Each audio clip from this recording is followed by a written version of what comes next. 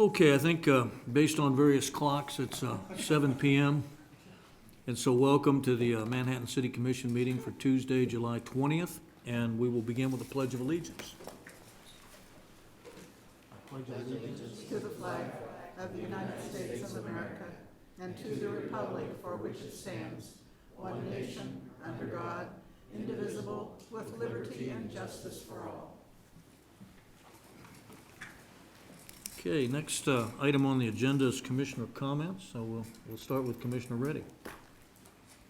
Thank you. And I think everybody's seen, maybe not everybody, understands that we have an increase in cases for COVID due to the Delta variant.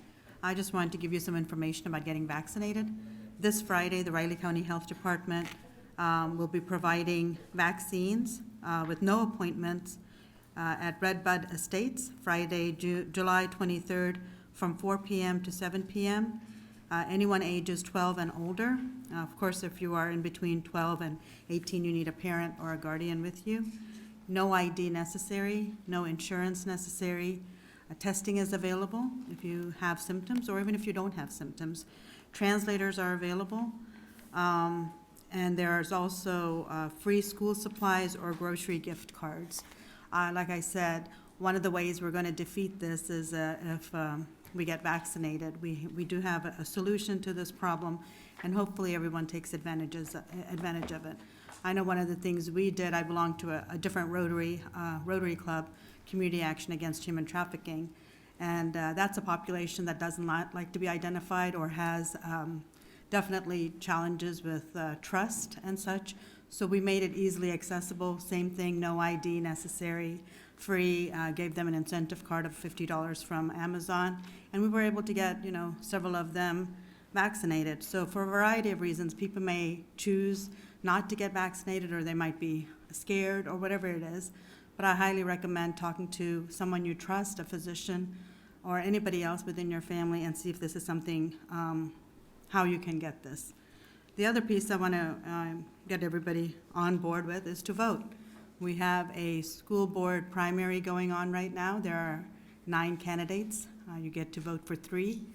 You can vote early at the Riley County Elections Office here, county office. I believe it's from 9 to 5 on weekdays from now until August 3rd. August 3rd is the actual voting day, so please take advantage of that as well. Vote early. School boards are extremely important. We have 6,000 students in our school, and hopefully you would take advantage of that. 6 out of the 9 will go on to the general election. Thank you.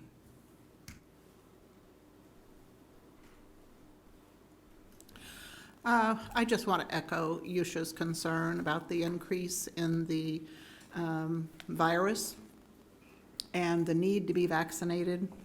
And it's not something that some of you necessarily want to hear, but the community needs to hear. We have numbers that are going up here, and as is in Topeka.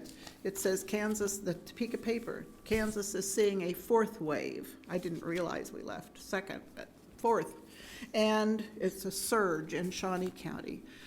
We're seeing a surge too. And the health department has a press release tomorrow, a press conference tomorrow, and just pay attention to what's happening here. It's serious again.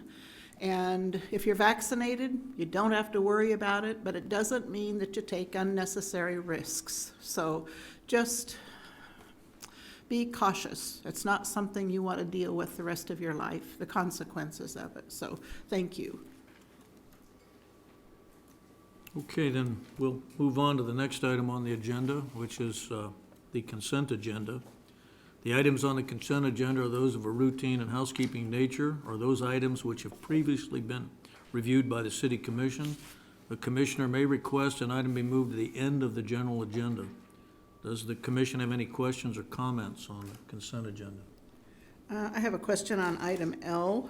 We're buying a new and bigger, or upgrading the generator at the headquarters fire station, and I'm wondering what will you do with the current generator? Where is it going? I'll let Scott French, our Director of Fire Services, address that. The one we currently have is an 85, so it's really just obsolete. So it'll go away with the new one. It'll just be, So you sell it to some small county, or what do you do with it? we'd planned on working with Foley's, who will be purchasing the new one from. Right. To see if we can So establish. you're gonna trade it a price. in? What do you, Yeah, it'll be traded in. They'll take it, remove it, and all right, take it from there. okay, thanks. There's something else. About the Stag Hill water line. We're gonna be extending water to Stag Hill, and I'm supportive of doing that. I wondered about will they be paying the out-of-city rate, which is 1.5 times or 1.25, what is the rate? Water is double. Double, okay. Outside the city rate, yes. So we're forming a benefit district as part of this action tonight, and they're paying the 100% of the costs associated. We have a water main that's out by the old highway. Yeah. And they have to bore under the highway and the railroad in order to run a service line Okay. to their facility, and they're paying that full cost of providing that service. Okay, thank you. And with that, I would move that we. I have, Sorry. I have one more comment to make. Okay. I did want to just point out item M, to approve the appointment of 15 individuals to the Indoor Pool Aquatics Center Study Steering Committee. We had over 117 people interested in being on the steering committee. Each of us picked 6, and the mayor selected, out of those, 15 members to serve. I think it is a well representation of our community, and I just want to acknowledge them onto the steering committee, and they'll have a lot of work to do ahead, but for right now, the appointments have been made, so thank you. And to follow up the Stag Hill thing, they're just looking for water for the clubhouse. They're not gonna try to irrigate with it or anything crazy like that, right? Just domestic water use, correct? Okay, on But it to, includes some outbuildings too, it says in the material. yeah, there's. Okay, there's just a to couple- say. Yeah, a couple of them have it. Yeah. Okay. The Annenberg Park item G thing, are they gonna try to dredge some of those millings out of the lake too? Is that the plan? So I don't know that it may be something that gets added later. It wasn't in this original bid to do that, but the bids are very favorable, so it's something we might come back to you for in the future. Okay. There's some discussion about the pros and cons of that versus, since it's been sitting there a while, a couple of years. But more to come on that particular This- so subject. this is just the This paving- contract does not include any dredging. Is that right, Eddie? Yes, that's correct. This current project does not include the removal of any millings that are in the pond, but we do have that project approved with FEMA, and we do anticipate, that we have enough time that we will do that project yet later this fall or the beginning of next year. We're on a bit of a time clock. I mean, Scott can even speak of that a little bit. We have to complete those projects within 4 years, and we're coming up on that time frame. But we do anticipate, it's a very specialty project. Not a lot of people in the state are even capable of bidding on the project. So we'll struggle with that a little bit, but we're hoping to be able to complete we call it dredging. Actually, they'll suction out the millings out of the pond so it won't disrupt the bottom, break the seal of the pond, and deposit those millings on the shore. We'll let them dry up, and then we'll haul them off. That's what we anticipate the project to be, and we do hope to complete that. Has there been a significant drop in the fish population out there because of that over the years, or they got 3 eyes now or anything? We stock it to a certain amount each year. We've shocked it in coordination with Wildlife and Parks to evaluate what the population was. Casey Smithson, our park superintendent, has a lot of experience with, I'll say that type of management from his past experience with state parks. So I don't think this project would hurt the population. It's going to help because we're much shallower than we've been in the past, and it creates an issue with, I'll say, weed production within the pond, algae, moss, those sort of things. So we certainly know that we need to do this project to try to restore it back to what its original depth was. I'm not too worried about the fish population because we do help that out when we stock it each year. Okay, all right, thanks. Did you have any comments? Okay, before any I other make a motion? comments? Well, then we need to open it up for public comments. No one signed up in advance. Is there anyone in the audience that wishes to speak on any item on the consent agenda tonight? Okay, the only consent agenda items. Okay, seeing none, then we'll close public comment on the consent agenda items, and we're open for a motion. Mayor, I move that we approve the consent agenda as distributed. Second. Okay, we have a motion and a second. City Clerk, could you please call the roll? Yes? Commissioner Morse? Yes. Commissioner Hattasol? Yes? Commissioner Estabrook? Yes. Commissioner Reddy? Yes. Motion carries 5-0. Okay, then we can move on to the general agenda. The first item on the general agenda is Riley County Police Department update. And I guess we'll have Director Dennis Butler take us through this one. Good evening. Good evening, Mr. Mayor, members of the City Commission, City Manager, and other staff. Thanks for having me tonight. First thing, if I don't mention it, I'll forget it, is the City Attorney's Office has been in touch with members of my staff about the upcoming Uniform Public Offense Code that gets adopted every year.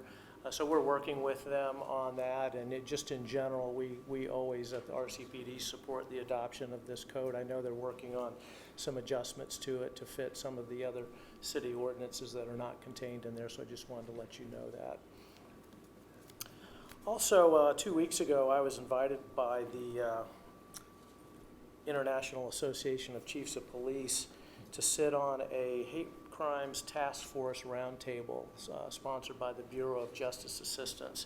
So police chiefs and other police officials from around the country were on a Zoom call to discuss issues related to hate crimes and some of the approaches that different agencies are taking to address that, either through policy or protocols. So there's more work to be done on this. This was an initial meeting. I'm not sure if I'll be involved in further discussions or not, but if I am, I'll keep you posted on that. Starting today, there is an active violence drill, a 3-day drill that's occurring at Manhattan Catholic schools.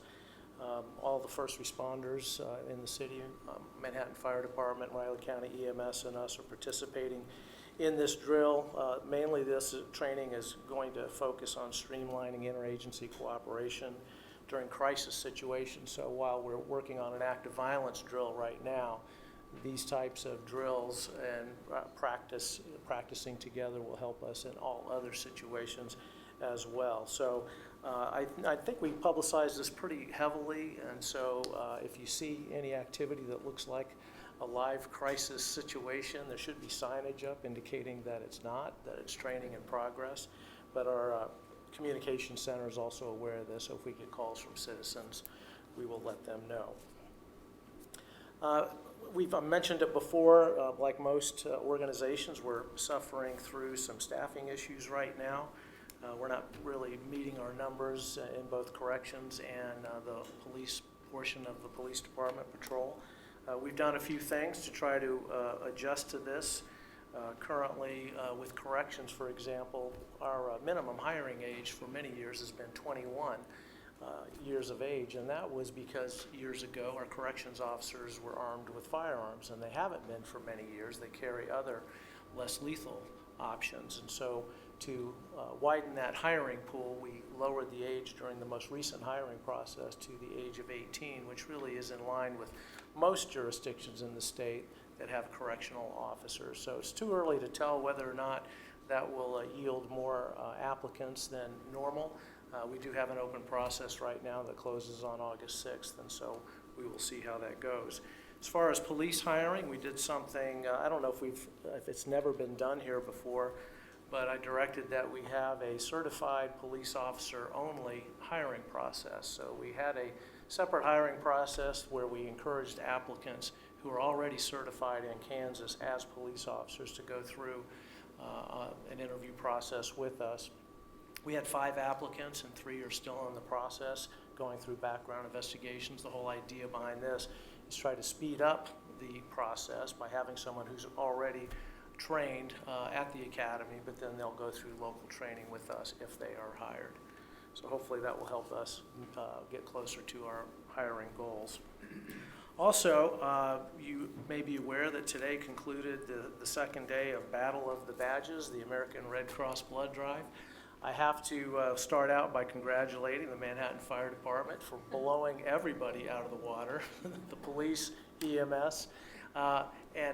We have good fun with this in terms of friendly rivalry. We won it last year, and we were hoping to retain that title. But really what's more important is the American Red Cross had a goal of 285 units, and they collected 268. So not quite what they hoped for, but I think it was a good effort by our citizens.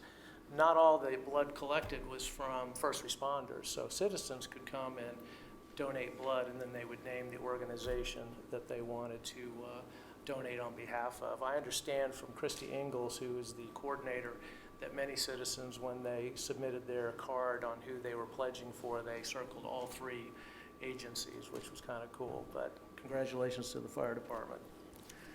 Also, you may have heard about the Kansas Department of Labor Identity Verification Program. As you probably know, the Kansas Department of Labor and applicants for unemployment benefits last year really suffered a tremendous amount of identity theft. And so legitimate applicants for unemployment benefits were unable to receive them in a timely manner because their identity had been stolen and used by someone else to apply for and receive benefits.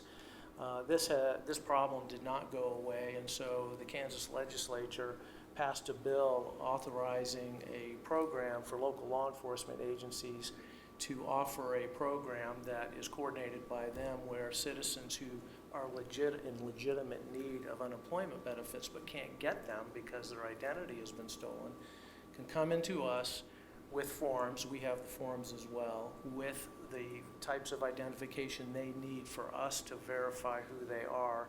We complete the forms for them, return them to the citizen, and then they turn them into the Kansas Department of Labor so they can unlock those benefits.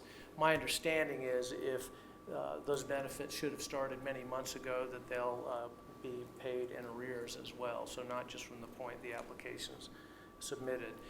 What's really important for the citizens to know is this is a voluntary program for local law enforcement. There is a list on the KDOL website of the agencies that are performing this service, and most of them are sheriff's offices.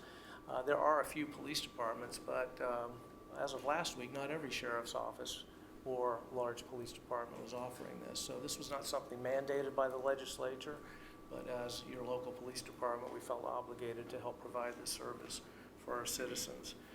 Also, this is going to sound a little odd.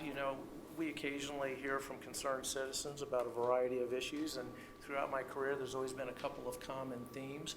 I won't go into that, but what was uncommon was to inquire and complain why we didn't offer fingerprinting services to citizens who are job applicants, people operating daycares, becoming nurses, educators. And the answer was we really didn't have any space on our main level of the police department to offer this, and if we were going to provide it, we'd have to take them to the jail because that's the only place where we had fingerprint scanning systems in place. Well, that's not really acceptable. So I tasked my staff about 2 years ago to start working on trying to solve this, and they did. And while it's not ideal, we started offering these services on July 1st. So we purchased a new electronic fingerprint scanner and installed it in the lobby of the police department. Someone asked me after I said that, was it self-serve? No, it's not self-serve. You have to go to the front window of the PD and tell them that you're there to get fingerprints taken for whatever the purpose is, and we'll have staff come out to the lobby and we'll perform that service for them. There is a small fee to get this program up and running, costs several $1,000s, and there's an annual maintenance fee. So we're just trying to make it cost neutral right now through the fees that we're charging. So tell everybody about that, because we've really had a lot of people coming down already. Lastly on my list, and I'll take any questions after this, is, as you know, the Riley County Fair starts on Thursday, the 22nd, and runs through the 26th. We will be there every day with specialty teams, including our drone team, the bomb team, members from our communications section, corrections, and our canine unit. So we'll have a booth set up, community outreach, giving out materials about the police department, but also demonstrating to citizens some of the specialty teams that we have and answering their questions. It's always a big hit with the kids especially, and even the bigger kids who are the parents of those kids often like to come by and see what we have. So that's all I have. Do you have any questions for me about these topics or anything else? No, I just, thank you for the update. I know I was on the Riley County Mental Health Task Force, and I was mentioning it to my fellow commissioners during our briefing session about the Stepping Up program and how we might reintroduce that, get another resolution signed, and maybe have a city-county meeting. Could you just give a brief update on what Stepping Up program means and why we might be looking at it? My understanding, we are in discussions with the folks that are promoting that at the state level and with Robin Cole at Pawnee Mental Health, is it's a program that's designed to prevent people with mental health issues from ending up in jail or after they've been in jail from coming back. And so there's some components to it that they would need from us, and the questions we have about what they want us to do are being answered right now.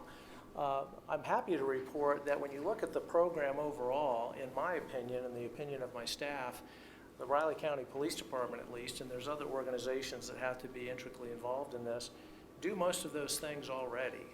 It just would maybe do some of them a little bit differently or add a new process. So our questions really surround, okay, if we add these additional steps, how are you going to use this to help accomplish the goals of stepping up? So we're in those discussions with Robin Cole now, and so we're eager and ready to assist. We just want to make sure we're not duplicating current efforts and that what we participate in will make a difference in what I described. Yeah, I absolutely agree. I think one of the things I feel comfortable with the Stepping Up program, and like you indicated, we are already doing several things, such as the co-responder program, the CIT training, the stabilization center and such. So we are already on the cusp of doing all of the right things, moving forward with a lot of these things that other communities are not doing, but we're just looking at other ways to collaborate as well with the county. So I just wanted everybody to hear that. Thank you. You're welcome. I would just like to add one more time. You know, I've said this publicly before, but it's always worth repeating. You know, I've worked in other parts of the state and worked with other police departments. I started a CIT program in my last job. And Riley County, when I came here and saw the services that were already in place and the ones that we've added, you really should be pleased as citizens. Is it perfect? No. Is it what should have been happening across this state for decades? No, but I'm telling you, from somebody who is offering an outside perspective, you're doing very well here and moving forward all the time to assist people who are in mental health crisis. They shouldn't be in jail. They shouldn't be arrested for being sick, and I applaud the previous efforts and the ongoing ones to prevent that from occurring.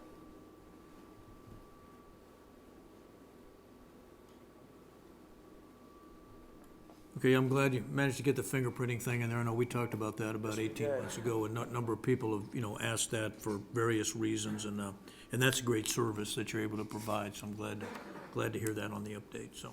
You're welcome. It's a legitimate expectation. I'm glad we could do it. Yep. So if there's no other commissioner comments. Did I read that it was $20 to get the fingerprint? The basic ones, yes. There is a higher fee for concealed carry weapons Okay. permits. That's a state set Yeah. mandated fee. Okay. And most of that goes to the Attorney General's office, but the other fees are basically in the $20 area. Does that satisfy our city needs at the airport for all of our employees who have to be fingerprinted? Do we get the $20 rate, or do we have to pay more? Well, before you I'm answer not that, we did receive a request from a nonprofit just this week about waiving the fee. So I asked my staff to do some research on what other jurisdictions are doing for legitimate nonprofits. And I'm hoping that we can come back with a lower fee. Oh, cool. But currently, the Yeah. general fee is $20. Okay. All right, thanks. You're welcome. Just looking for a bargain. I hope we can provide it. Good to see you all. Thank you. Thank you. Okay, thank you. Now, we didn't have anybody sign up for in-person comments. Is there anyone that wishes to comment on this particular discussion, update on the police department? Okay, seeing none, we'll close public comment on that. No motion is needed, as this was just a discussion item. So we'll move on to item B, which is Tuttle Creek Boulevards, US 24 and Meadowlark East Entrance Improvement Project. And Rob Ott, Director of Public Works, will lead the discussion. Good evening, Mayor, Commissioners. Tonight, we've got 3 items in this one item for you to consider. Quick agenda, we're going to talk a little bit, some background information, and then kind of what the improvements are, and then our recommendation from administration. So background information, pretty simple. Earlier this year, Planning Board and this City Commission approved modification of PUD. Part of those conditions in the PUD was that the applicant, Meadowlark, needed to obtain a permit from the Department of Transportation for modifications to the intersection of Meadowlark and US 24. And you all approved. They accepted those conditions, and then Meadowlark began negotiations with KDOT shortly after. One of the things that KDOT wanted to see was an increase in length to the turn lane on US 24. Through those negotiations, KDOT financially offered to fund 50% of the construction only. So that's an important fact of the turn lane on US 24. And it's estimated roughly a $79,000 contribution to that component of the project. There's really 2 parts to what we're asking to consider in setting a public hearing tonight. There's a part 1 and a part 2. The part 1 is the extension of that left turn lane. So as you're heading northbound on US 24, making a left, they want to increase it about 310 feet. And then there's a frontage road that basically goes from Meadowlark. It's a private road, and then extends down to the south towards Dollar General.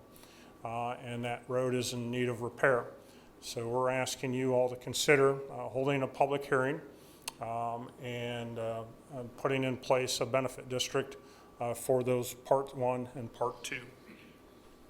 The public hearing date has been set for the 17th of August here in the commission room. There's a number of days in which advertisement needs to occur before we can have that public hearing. There are 4 tracts of land that we're proposing to be assessed. The city at large share is 28%, and the benefit district share is 71%. I'll go through all the numbers here just in a minute to kind of explain some of the math. So this is breakdown. Hopefully you all can see this. So kind of on this left-hand side, we have part 1, which is the left turn lane, and then part 2 is the frontage road. So kind of starting here, there's a construction only, so that's important. KDOT's only going to participate in the construction. What KDOT's not going to participate is in design costs. CE is construction engineering or construction observation or inspection is the other term we use, and then also any bonding costs. So KDOT's only going to participate in 50% of that 157. So that's roughly their share there of the 78, like I said earlier, roughly 79,000. They're going to participate on this side of the column at 0%. We passed a number of years ago a cost-benefit policy resolution dealing with street improvements. And certain classified streets, such as arterials, says 80% the city typically participates in. Again, as I always remind the commission when it comes to benefit districts and city cost shares, that is discretionary. That's in every one of the cost share policies, whether it's stormwater, water, sanitary sewer, whatever. It is at your discretion. It can go up or it could go down. And right now, we have it set at 80% of that remaining 157, which puts us at 63,000, as well as our cost share for those other items of design, CE, and bonding costs. And then the remaining percentage that is not covered, that 20% of the remaining, the benefit, that's what BD stands for, is benefit district, that's their share there at the 15,000 and 17,000. Okay, now going to part 2 of the project, which is repairs of frontage road. Obviously, KDOT's going to participate at 0%. The city is going to participate at 0%, and the benefit district is going to share at 100% of the full cost of making the repairs to that travel way. So when you combine parts 1 and 2, kind of breaks down into a total of 547, of which roughly 79,000 KDOT will participate at. So this is kind of how we get to the 28%. You take the 134, so in other words, you're adding the 63 and the 71 to 134. Take the 134, which is divided by the 468. How we get the 468 is taking the total project minus KDOT's contribution, okay? So we're combining parts 1 and part 2 together, and then the benefit district share is, again, just some more math, making sure that it comes to 100%, and that's what their share. Is there any questions on this slide? I know it's a very busy slide. I tried to break it down the best I could in terms of all the percentages and the numbers. So, any questions? Oh, well, thank you, Commissioner. I won't tell you what time of the morning I worked on that. So. Okay, method of assessment. So, we mailed out notifications to all 4 property owners. We actually mailed out 8 letters. We mailed out 4 letters to the actual physical address of where the property is, and then we mailed out 4 letters to where their tax information. So when you click on the Riley County GIS, typically you see 2 addresses for corporations. You'll see one address, the physical, so when Scott gets called to rescue a cat there, they have that address. And then they also have the taxing address, and we mailed letters to those as well. Now, our breakdown in that letter, I know it's hard to believe, but this engineer made a mistake, and I actually had the annual assessment slightly higher. Thanks to Rena in finance, she kind of caught my error, and everything in the memo is correct, as well as on this slide. So if there's someone in the audience tonight of one of those 4 members of why is it decreased, is because we needed to deduct our city at share out of that. This is kind of how it's broken down, basically taking the acres of each of the lot, and then obviously this has to add up to 100%, and then through some templates, through the finance department, they make assumptions on bonding costs, bonding interest rates, temp notes, temp note fees, and so forth. So this is our best case, or I should say actually worst case. Again, it could be slightly lower, but this is also over 20 years. Any of the 4 applicants can pay off the note early if they so choose so, okay? Just like any other benefit district for a homeowner or anything like that. So tonight, commissioners, we're really asking you to do 3 things. There's a development agreement between us and Metal Arc, which includes BHS, which will be the prime contractor for the improvements. We're asking you to approve resolution, Delta up there, that will set the public hearing coming up in the future. So with that, I try to keep my number of slides as small as possible tonight. Are there any questions of the commissioners before you go to public comment? None? Mayor? Yeah, sorry. Go ahead, Yeah, Commissioner Reedy. if KDOT is the one who is pursuing this, is what I'm surprised they're only paying for the construction and nothing else? Not even a percentage of design or anything of that sort? Go- They just don't have funds for that, or? So traditionally, KDOT does not pay for design. Okay, So the majority of the grants, when the city pursues a grant, they almost hardly ever pay for design. Past practices, in the 16 years I've been here, they didn't always pay for inspection either. It's only been in the last few years that they've paid for inspection. We didn't apply for a grant. Meadowlark didn't apply for a grant. This corridor is not, there is not a city-state memorandum of understanding for them to even have to participate if they didn't want to.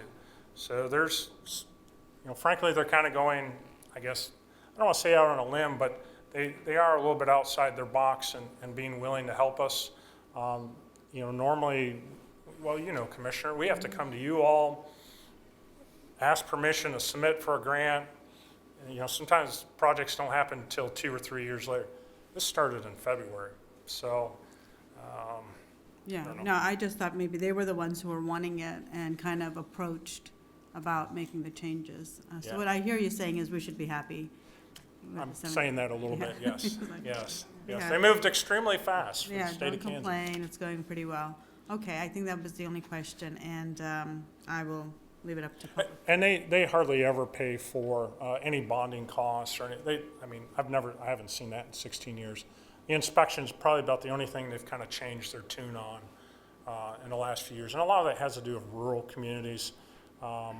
Inspection can easily be anywhere between 15 to 18% of the overall construction cost, because it's an inspector there, every hour that the contractor's working, so. And it is a very bad area, definitely needs improvement, definitely needs what we're talking about this evening. So I'm glad at least they're investing in it, and we're looking at making some of those changes. Yep, So, thank you.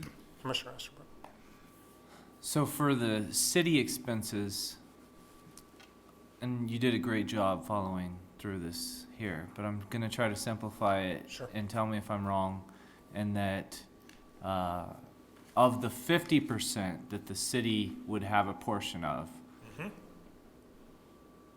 the city would be, excuse me, sorry, it would be 80% initially, cause 20's covered, so we would be covering, we were covering 80% of the 50%. Yes. Is that right? Okay. Yeah, 80% of the 50%. That happens to be this little box Yes. right here, Commissioner. Unfortunately, on this side, you have nothing from KDOT, so you're covering 80% of the full 88,000. Does that make sense? Yes. Okay. Thank you. See, world's greatest PowerPoint slide. Okay, Mayor, anything else, sir? Nope, there's no other commissioner comments. We did have at least 2 individuals sign up for public comment on this item, so we'll open it for public comment. Now please state your name and address for the record, and just a reminder that, there is really no dialogue during public comments, so we'll start off, I guess, with Lonnie Baker? Nope, Chris. Chris, okay. I'm Chris Nelson, Finance Okay, we'll Director start at with Chris Meadowlark. then. Okay. And I'll be brief. I just want to thank the city staff for putting together the resolution and drafting that agreement. I know it took quite a bit of your time, so thank you. I thank you, commissioners and mayor, for taking this under consideration. Just briefly, for 20-plus years, this road has existed for the sole benefit of the Blue Hills Shopping Center, and I think anyone who's driven that road for the past several years knows how bad of shape it's in. So I think it's pretty much fact that something needs done to that road. Now that we're building the clinic there, certainly Meadowlark is a willing participant. It's only fair that we share in those costs. But again, since Blue Hills has been the sole benefit of that road for 20-plus years and will continue to benefit from that road, we feel it's only fair that they share in those costs as well. Okay, thank you. Mm-hmm. I think we had Lonnie Baker also asked to speak, so if you could please come up. Thank you. Thank you. Well, I appreciate you letting us come in and talk about this here today. We know that road, that intersection, has been a mess for quite some time. In the past, we've made attempts to figure out some way to improve. We never really got anywhere in those discussions. So we think this is a great time to fix what we need. And I want to thank the city staff. They've done a tremendous job here of really pushing this through at a rapid rate. What we were up against, we have a primary care clinic that's going into that space, and they have to be out of where they're at by the end of this year. So there's been negotiations with KDOT and then all the work by the city to get us to this point, and we're on schedule. So we're very thankful to everybody and all the support. Okay, thank you. Is there anyone else in the audience that wants to make public comment on this topic? Okay, seeing none, we'll close public comment and turn it back to the commission for a motion. I would just like to say that it's been improving that access road there has been sorely needed for 40 years. It's just been in horrible shape, big holes. You just kind of dive as you go down that road. So at least the northeast part of this community will really benefit. This clinic is going to attract people from all over. So it's not localized anymore. So it's something that's needed. So, Mayor, I move that we approve resolution number 072021 Delta, setting August 17th, 2021 as the date for a public hearing for the creation of a benefit district, and approve and authorize the mayor and city clerk to execute an agreement for construction of public infrastructure with owner, developer, and contractor for Meadowlark Entrance and US 24 left turn lane and frontage road transportation improvements. I second the motion. Okay, we have a motion and a second. City Clerk, could you please call the roll? Commissioner Morse? Yes. Commissioner Hattasol? Yes? Commissioner Estabrook? Yes. Commissioner Reddy? Yes. Mayor Butler? Yes. Motion carries 5-0. Okay, and we'll move on to item C on the agenda, which is consider first reading of an ordinance establishing the Lee Elementary Neighborhood Historic District, and we'll begin with City Attorney Katie Jackson giving us a little bit of an overview on this process. Good evening, Mayor and Commissioners. I'm providing an overview tonight, as this is the first time since this ordinance was adopted in 1999 that the Commission a local historic district designation. So I just want to review the process and what the ordinance says, and then we'll have a staff member from Community Development actually discuss the details of this request with you. This item will follow our item procedure that is typical for like a rezoning that the City Commission would consider. It's likened to that.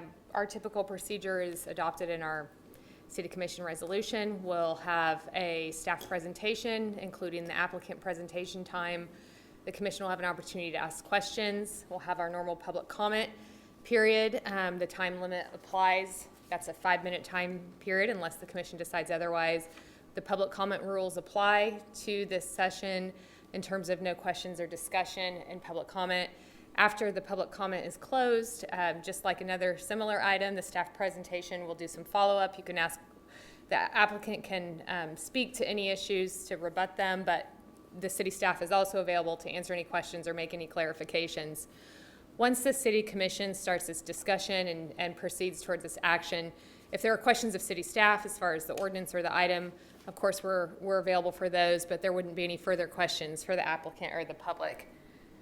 It should be fairly familiar. That's the process we typically follow for these. A reminder that this is a quasi-judicial decision, which the Commission is well acquainted with. It's a decision that is impacting a specific individual or a group of individuals versus the general public. In this case, we have a presentation tonight that will provide the facts of the request, and you've also may have received other materials that will be part of your discussion. Then you will be asked to apply the decision-making standard that's in the ordinance to the facts. So this ordinance also requires an explanation if the recommendation of the Historic Resources Board is rejected by the City Commission. This ordinance requires that you provide the reasons for rejection in a written form to return to the HRB. So quasi-judicial decisions, our goal is to have a fair, open, and impartial make fair, open, and impartial decisions. Those decisions would be based on the record. That's the things that have been in the public record at the public meetings, the hearings, the written documents that you've received. We will ask the commissioners to disclose any ex parte communications or site visits so that they're part of the record, to talk about those, the substantive information of those, so that all the commissioners and the public are aware of that information. And then we'll also just ask about if there's any reason that a commissioner wouldn't be able to support and make a fair, open, and impartial decision tonight. So back to the ordinance. This ordinance, the process it provides, if you approve the recommendation of the HRB, there are two things that you do. First, you adopt the findings of the HRB based upon, and these are some of the information you've been provided. You've been provided with the staff report. You will hear more information tonight, and there are any types of other information that might be disclosed tonight. So if you approve, the first step is to adopt a finding, and then you would adopt first reading of the ordinance that designates a historic district. And that ordinance is in your packet. The ordinance provides for, it has two options. It says the commission may approve or reject a recommendation for the designation of a historic district. If you deny, there's two different bases for denial in this ordinance. And I'm going to just talk really briefly about what the ordinance says, but we have Ben Schmiel from Community Development who's going to present the item, and he'll actually give you specific details about this item. But this ordinance does say that for a denial, you'd be rejecting the HRB's findings relating to the nomination of the district as historic. That would be one basis for the denial, or you'd be finding that the designation of the nominated district does not meet the public purpose. That's because this ordinance contains a statement that says the city commission shall not designate a district or a property as historic if it does not meet the public purpose of chapter 17.5. So that's in the ordinance. It's kind of an additional standard. And then again, the ordinance does state that you have to provide reasons for rejection if that's the commission's decision. So we don't need to dive into too much detail on these, only just to let you know that if you deny it because you disagree with the findings of the HRB, that Ben Schmiel will review the findings of the HRB tonight and talked about the criteria that supported them. If you disagree with the HRB's findings that this should be recommended as historic, you would be finding that either the district, as it says under number 1, does not have the sufficient integrity to be designated as historic, or 2, that it doesn't possess significant qualities to support its nomination. That would be based upon the information you receive, the criterion weighing that. That would be one way. This one's really long. Again, Ben Schmiel is going to cover this, but these are all the criteria that this particular ordinance asks the HRB to evaluate to determine whether a particular district could be designated as historic, which he'll review.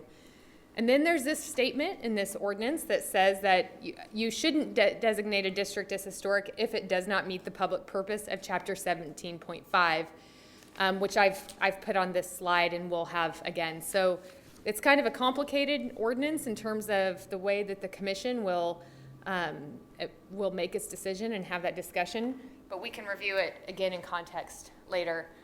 A note that if the commission has a motion for denial, if you vote no, that part of what your no vote needs to include are your reasons for rejection based upon the facts in the record applied to those standards. So we'll need some information from you so that we are able to convey that to the HRB, the reasons for the denial, as this ordinance requires. Are there any questions about that? Again, we'll give you more as we go through the item, but just kind of wanted to frame what this ordinance says. Yes, this is Commissioner Reddy. I do have a question. So let's say, there's 5 of us. If one of the commissioners says, I'm not in favor of this, I'm going to deny it. When they say they deny it, is that when they give the reason, or if it's a majority that denies it, and then we have a discussion about why? Well, that's kind of when the commission has its discussion. Typically, the commission asks any questions or discusses it. When there's a motion, that's typically when the commission would have comments on the motion if you wanted, before you voted. So I think that that's up to the mayor and the commission if you want to take those comments before a motion or after. But we will need, if there is a lack of support for it, we do need those specific reasons stated. It would probably be easier for the staff to translate those reasons if they came with, we knew that it was part of the motion, so that we knew when that vote occurred, that those were the reasons related to that no vote. But that's not to preclude commissioners from before the motion asking questions or making statements about it before that. But if you frame it with the motion, that would be very helpful. With the vote on the motion, that would be very helpful to staff. Thanks for the clarification. Yes. Any other questions?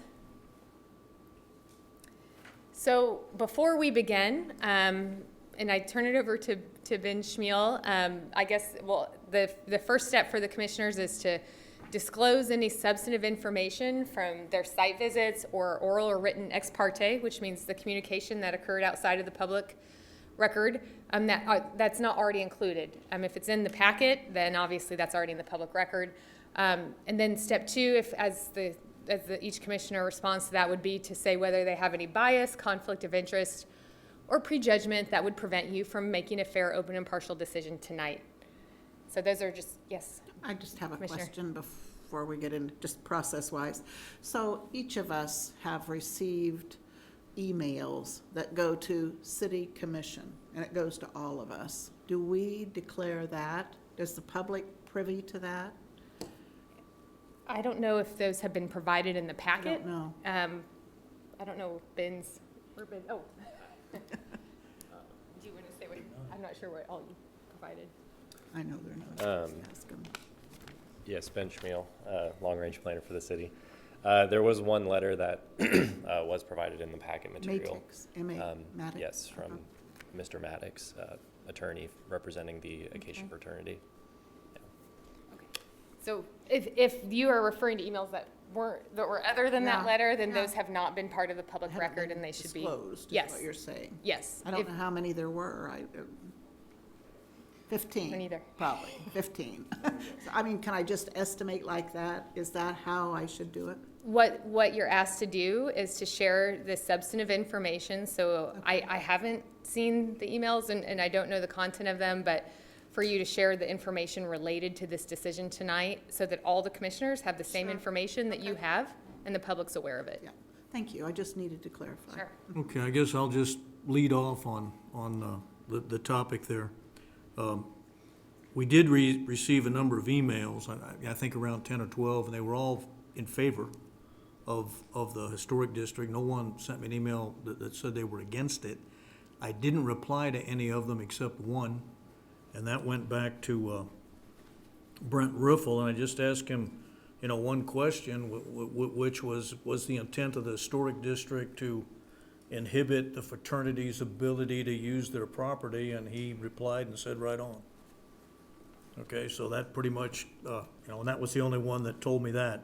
I also had a phone call from Colleen and Rex, and I spoke with them a little bit about the process, and of course, they were all for it, and they gave me a bunch of information on the details of the various properties that were there.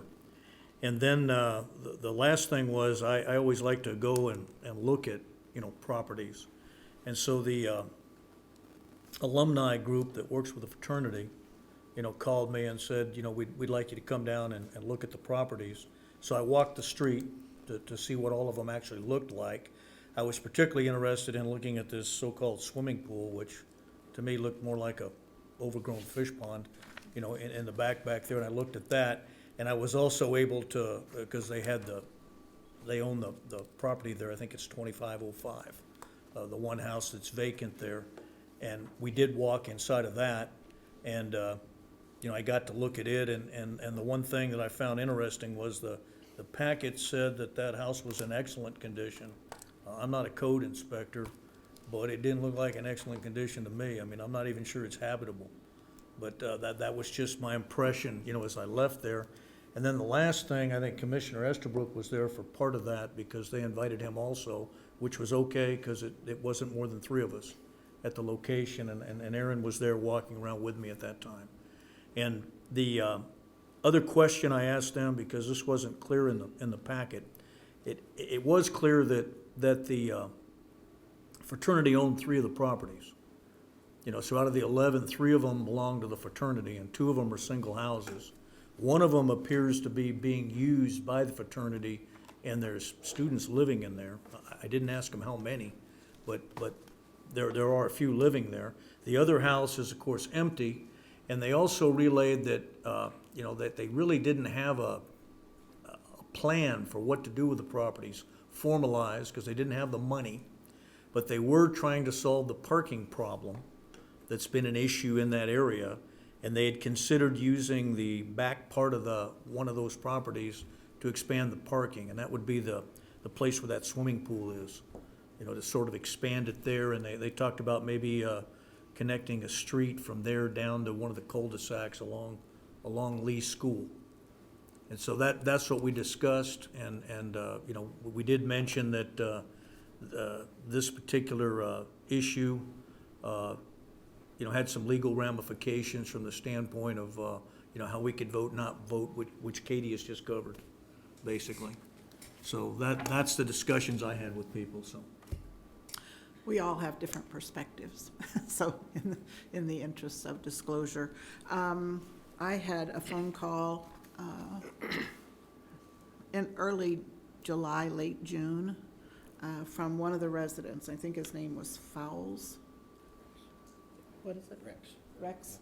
And I'm not sure, because I didn't write down how to spell it, and I don't have contact information.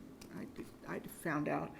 He was describing the neighborhood interest in forming an historic district. And so I have some notes from that. I'm not sure you want to hear them all, but I did take notes. And then on July the 5th, I had a phone call from Brent Beyer, who was an advocate for the fraternity, who talked about the fraternity's concerns that they not be kind of hemmed in. Also, each side has their perspective, and because I served on the Board of Zoning Appeals, and because I served on the Planning Board, I know about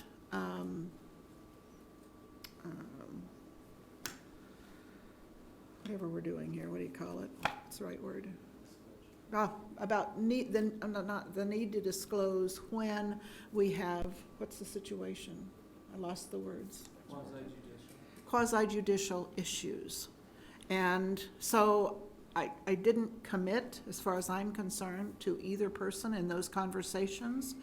I was invited, Mr. Fowles was out of town when he called, and but the fraternity representative invited me to come, and I said, I don't know anything about this.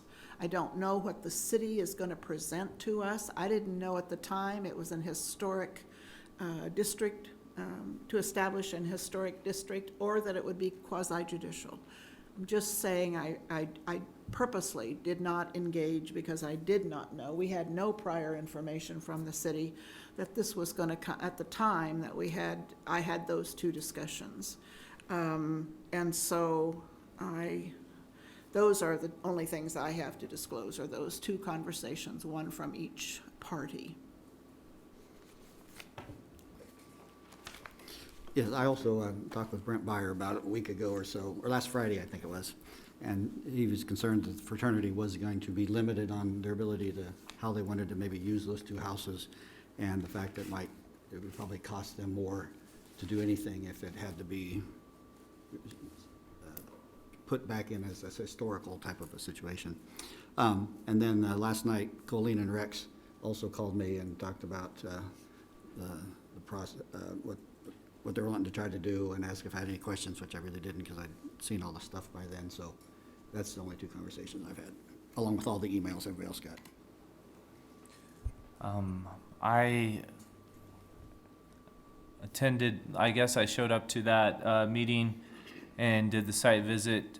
Was invited by the Acacia alumni and met Commissioner Butler there, kind of walked around the neighborhood, looked at that pool, that looked at the fence line, looked inside the building that's at 2015, and kind of discussed just the parking issue, how that was attempted to, could be an attempt to resolve that due to frustrations in neighborhoods, parking in the back near of that one lot if possible.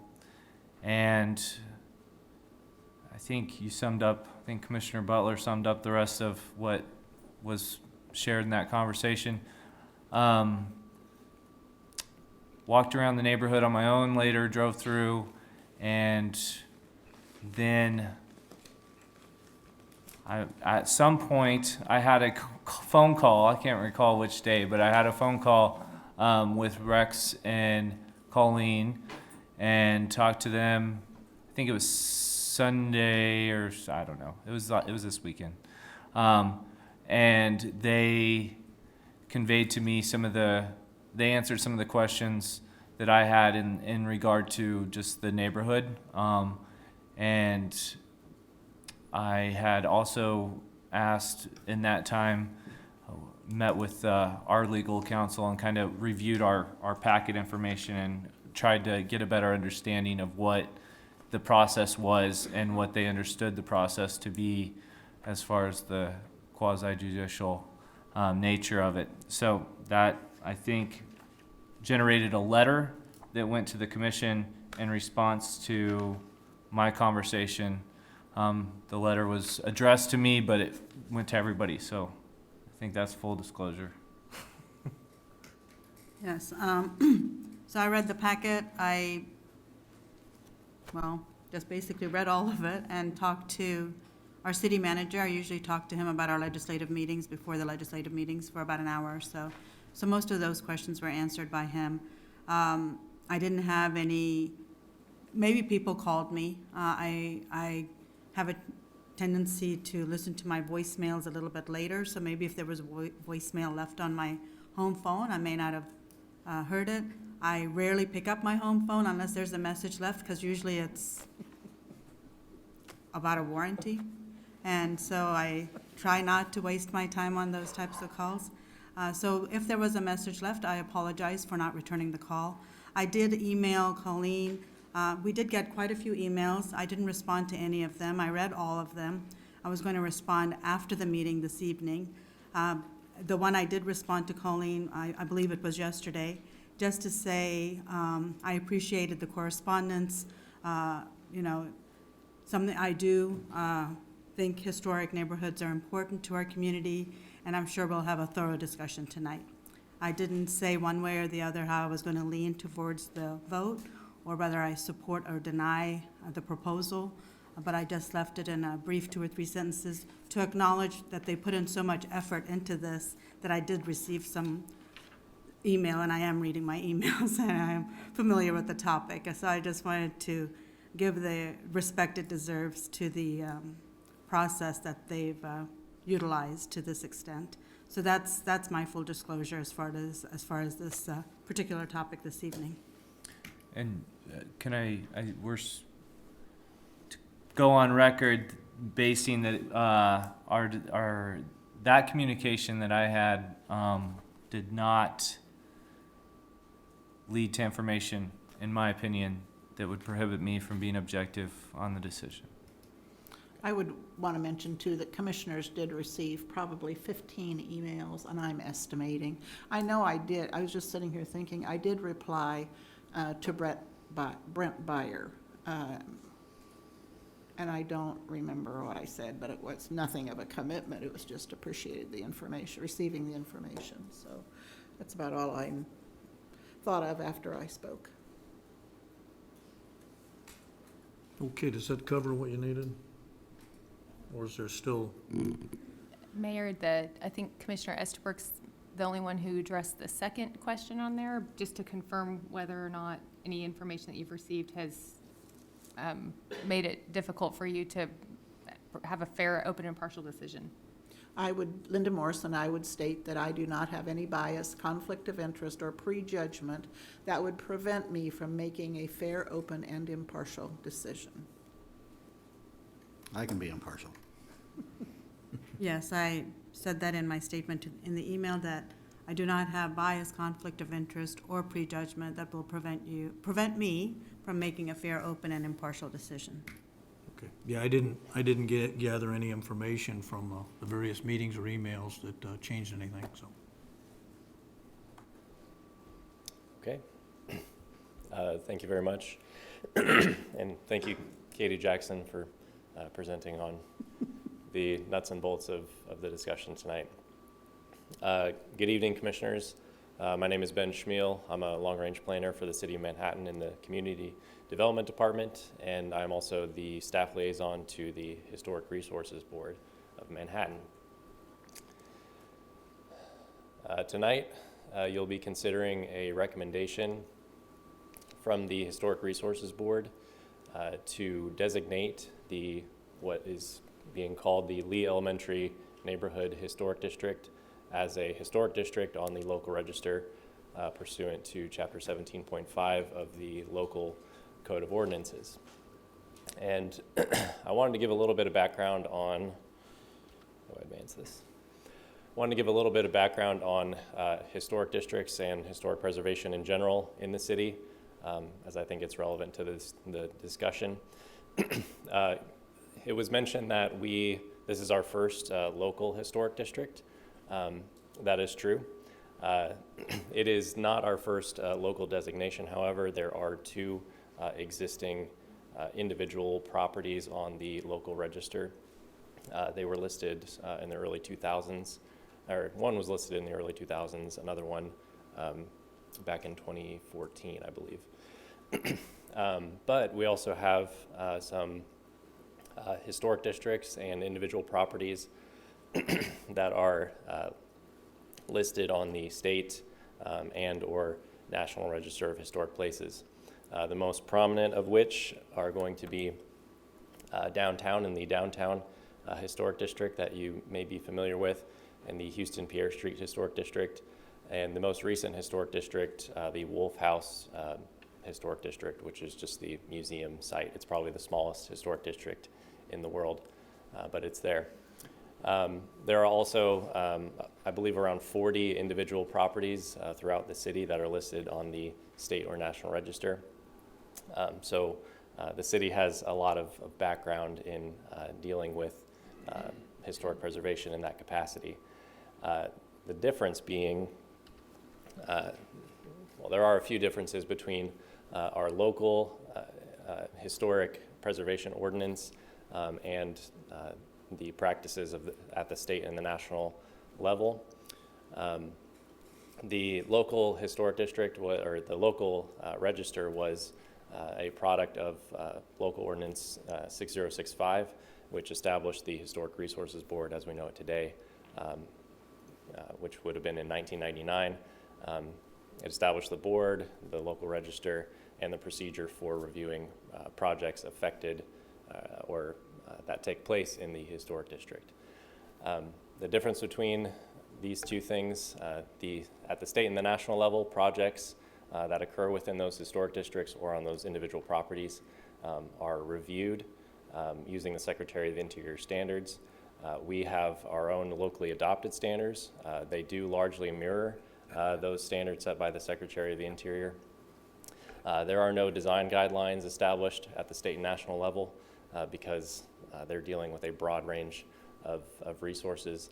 At the local level, one unique thing is that we do adopt design guidelines. The design guidelines were proposed in this case and supplied in your packet. At the state and national level, we do have local review power. That's not always the case. Other cities throughout the state, if they have state or national resources, those reviews go to Topeka. We are what's known as a certified local government. That means that we are in agreement, or we have an agreement with the state, last renewed in 2018, that gives the Historic Resources Board the power to review projects that affect state and national listed property. Obviously, at the local level, we have that power as well. State and national properties are designated by the State Historic Society and the National Park Services. Ours are designated by you, by ordinance. At the state and national level, you can qualify for grants and tax credits. We currently have no financial incentives like that At the state and national level, districts specifically, there are what are called contributing and non-contributing structures. To put it short, contributing structures are those that fall within the period of significance of a district and have sufficient integrity. Non-contributing are the opposite of that. That's kind of important because at the state and national level, over 50% of the resources within a district have to be considered contributing. At the local level, we have no such differentiation between the two. So there's no minimum threshold for that kind of thing. Lastly, it takes about 6 to 12 months to list a property on the state or national register. At the local level, we can be a bit more nimble, and it can be around 45 to 90 days. So that being the process or the differences between the two, like I said, this is our first local historic district. Application was made by Colleen Lind and Rex Fowles of 2048 Hunting Avenue. They own property within the proposed historic district, and this was the boundary that they were proposing. It's a neighborhood west of the historic core of the K-State campus on the 2000 block of Hunting Avenue. And as was mentioned, there are 8 single-family homes, 1 two-family home, and a fraternity included in the district. It's about 4 acres in area and includes these lovely homes here. You'll notice right off the bat, these are homes that are of the mid-century style, generally portraying similar characteristics in architecture, siding, and materials. And these are all materials that were submitted by the applicant. So this is being submitted as a mid-century modern or a historic district that is evocative of the mid-century modern architectural style. It's also known as post-war development or atomic age development, and it typically is associated with the culture of the 50s and 60s that evokes a lot of nostalgia if you were born much earlier than I was. But that's the general style and cultural significance that it evokes. This is reflected in the development and sort of cultural leanings at the time. Post-war, across the nation, suburbs were exploding to help accommodate the growing housing demand throughout the country. Soldiers returning from war, the baby boom, it's all part of that. And Manhattan was no different. At the time, we were just filling out the original city boundary with houses, and we had to expand. The GI Bill brought tons of students, and even more professors and staff to Manhattan. Housing around the university exploded. Housing and education, higher education was in high demand due to the GI Bill. This area largely reflects that history, being built or maintained by university professors, administrators, professionals, a nuclear physicist, a mayor, several prominent figures in the community at that time. The design is very similar throughout the district. You've got larger lots that aren't standard rectangular ward lots anymore, deeper setbacks for buildings. The streets are laid out in a curvilinear fashion instead of the classic grid that we have downtown. Houses are starting to become more automobile oriented, so you've got driveways and garages that front on houses. The home design itself, you see those low sloping, low slung roofs. They're generally simpler and lighter in design. You see extensive window treatments as construction techniques made it less necessary to have thicker, heavier materials on buildings. And the floor plans on the interiors tend to be more open. And I think this is a style that's definitely becoming more vogue as of late. And the application for historic preservation of this area is definitely a sign of that. So this and more history in detail, which is included in your packets, was presented to the Historic Resources Board at their May meeting just a couple months ago. And the HRB had to make findings, very specific findings. They had to cite that it met at least one of the 10 criteria that's listed in Chapter 17.5 that would qualify it for local historic designation. They found that it met several of these criteria, 1, 3, 4, 5, 6, and 7. 1 being the community, the character, interest, or value as part of the development, heritage, or cultural characteristics of the community, county, or state. I think I've gone over that pretty well, but it was developed, the neighborhood being developed in between 1950 and 1965. Examples, a very distinct style of mid-century modern architecture. Not a site of a significant local county, state, or national event to my knowledge. 3, there are, like I said, several associations with architects, K-State professors, mayors, gubernatorial candidate who would have lived in this neighborhood. Distinguishing characteristics of architectural style, again, very mid-century modern-esque. Identification as the work of a master builder, designer, architect, or landscape architect whose individual work has influenced the development of the community. There were several prominent architects that were involved in some of the design of these buildings. Specifically, I think it's 2020 Hunting Avenue, very clearly a high design style for the time. I believe that architect went on to build several other buildings throughout town that you would recognize today, and I'll let the applicant expand on that more if they so choose. Embodiment of elements of design, detailing materials, craftsmanship that render it architecturally significant. Again, it's all about the mid-century modern architecture here. And embodiment of design elements that make it structurally or architecturally innovative. The board found that it met that criteria as well. The others were not as relevant. And so these findings had to be supplied with some additional information seen on the slide here. I really want to focus on number 3 here, that the board needs to set forward the significant architectural features that should be protected. They're saying anything between 1950 and 1960 that exists in the district should be protected. Explanation of the significance is in your packets, but the board also has to set forth some guidelines for how, as I mentioned earlier, how the review process will go for any project that occurs within this district. And I think we'll go over those in a second.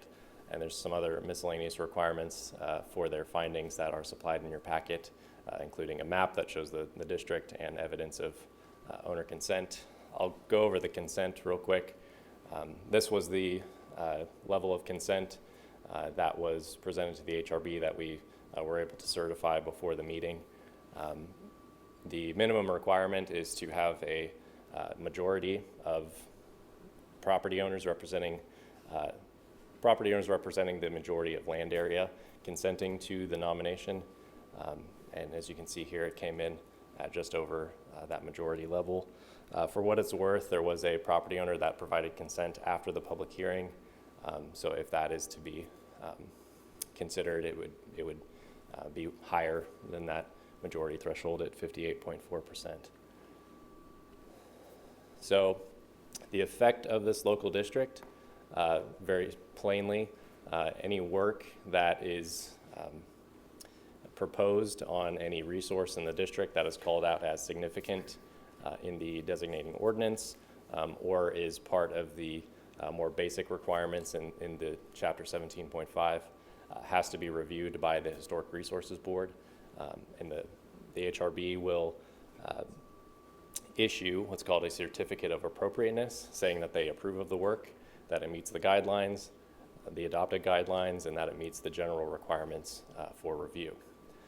And there's the list of things that require review.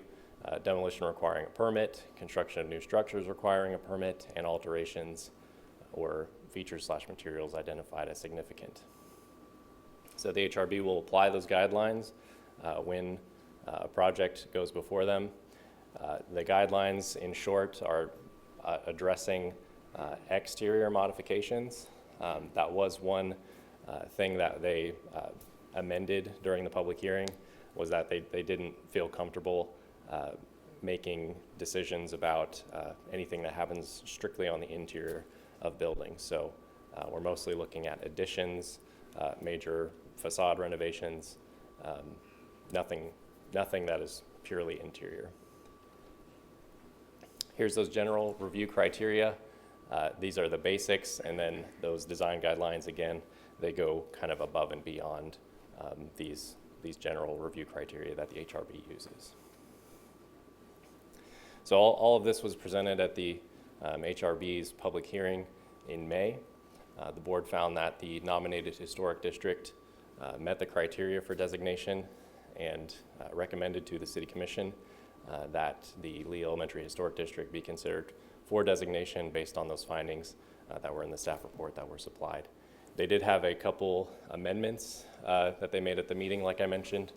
They eliminated the interior work requiring a certificate of appropriateness. They modified the language that would have required any change in terms of gutters or shingles to be reviewed. And at the time, the name of the district was up in the air, and they wanted to leave that open, but the district residents did not act on that. So with all that said, City Administration is recommending that the City Commission find the Lee Elementary Neighborhood Historic District meets the public purpose of Chapter 17.5 and approves first reading of an ordinance designating the Lee Elementary Neighborhood Historic District on the Manhattan Register of Historic Places based on the recommendation and findings of the HRB set forth in the staff report and additional information presented to you. These are your possible motions, which you have seen. So are there any questions for me? Yeah, I have just one. As I was looking through the packet, I mean, you've got this list here that, looks like not real intrusive on certificate of appropriateness, that has 3 things. But in the packet, it's specifically singled out, the property on 2015 is saying that it wouldn't be appropriate for them to make it a 2-story building. Yeah, so the HRB packet was included in your materials. That language has been modified in the actual ordinance. So there were originally examples listed in those design guidelines. After talking with city attorneys, we didn't feel it was appropriate to have specific examples of specific addresses for longevity's sake. So that has actually been stripped, and it's more generalized.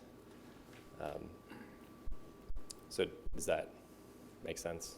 Yeah, I understand. I just, that's what I found interesting, was that it was specifically, singled out that one property that you couldn't put a second thing on it, and that caused that. That's why I'm asking the question. Yeah. If that's been removed, fine, but, Yeah, more generally, mid-century modern homes are kind of characterized by being single-story or single-floor buildings, and I think that was the motivation behind that. One of the things we keep hearing is that the homeowner can do anything they want with their thing as long as they run it past the Historic Resources Board. My question is, what is the recourse for the homeowner if the Historic Resources Board says, no, that's not appropriate? Are they the final end-all say, or do they drag the Historic Resources Board to court, or do they come to us, or are they the end-all? So currently, there is no appeals process built into the local historic district ordinance. That's something that the HRB has discussed and are actually implementing as a change through the Manhattan Development Code. So that the goal being to make the local register a bit more friendly, because if the HRB is the final say, that might ward off potential applicants. At the state and national level, decisions that the HRB makes can be appealed to the City Commission, so we wanted to mirror that. Okay, thanks. so what you're saying there is that the Manhattan Developmental Code can put that requirement in there? Because we haven't passed that yet. Correct. I only mention it because the HRB realizes that's kind of an issue, that decisions by the HRB on local reviews is not appealable. Well, I think that's a major consideration for, some of the issues this evening, because, the Manhattan Developmental Code is driving a lot of, what we're doing. And maybe, that's something we should include in that. I know it's a separate thing, but it does have major bearing on this. If the developmental code says, okay, there'll be an appeals process, that can maybe change a lot of thought process on how this works. If I may provide one clarification to your question, Commissioner Hattasol, if the HRB denies a certificate of appropriateness, they are required to tell the applicant the reasons for their denial, and they have to make recommendations to the applicant concerning changes. And it says that they shall make recommendations that would cause them to reconsider its denial and shall confer with the applicant in an attempt to resolve as quickly as possible the differences between the applicant and the HRB. So while Ben is correct that the ordinance doesn't provide an appeal past that, I think it's important to note that there is a process, if that initial certificate is denied, there is a process required to try to work through that with the applicant. Sort of an in-house, in-board appeals process of Correct. sorts. Okay.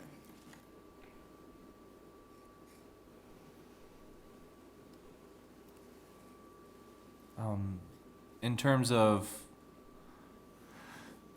demolition, certificate of appropriateness, destruction, removal of exterior type of buildings, that kind of confused me because there was like multiple versions of that too. Was that what was acceptable and what wasn't?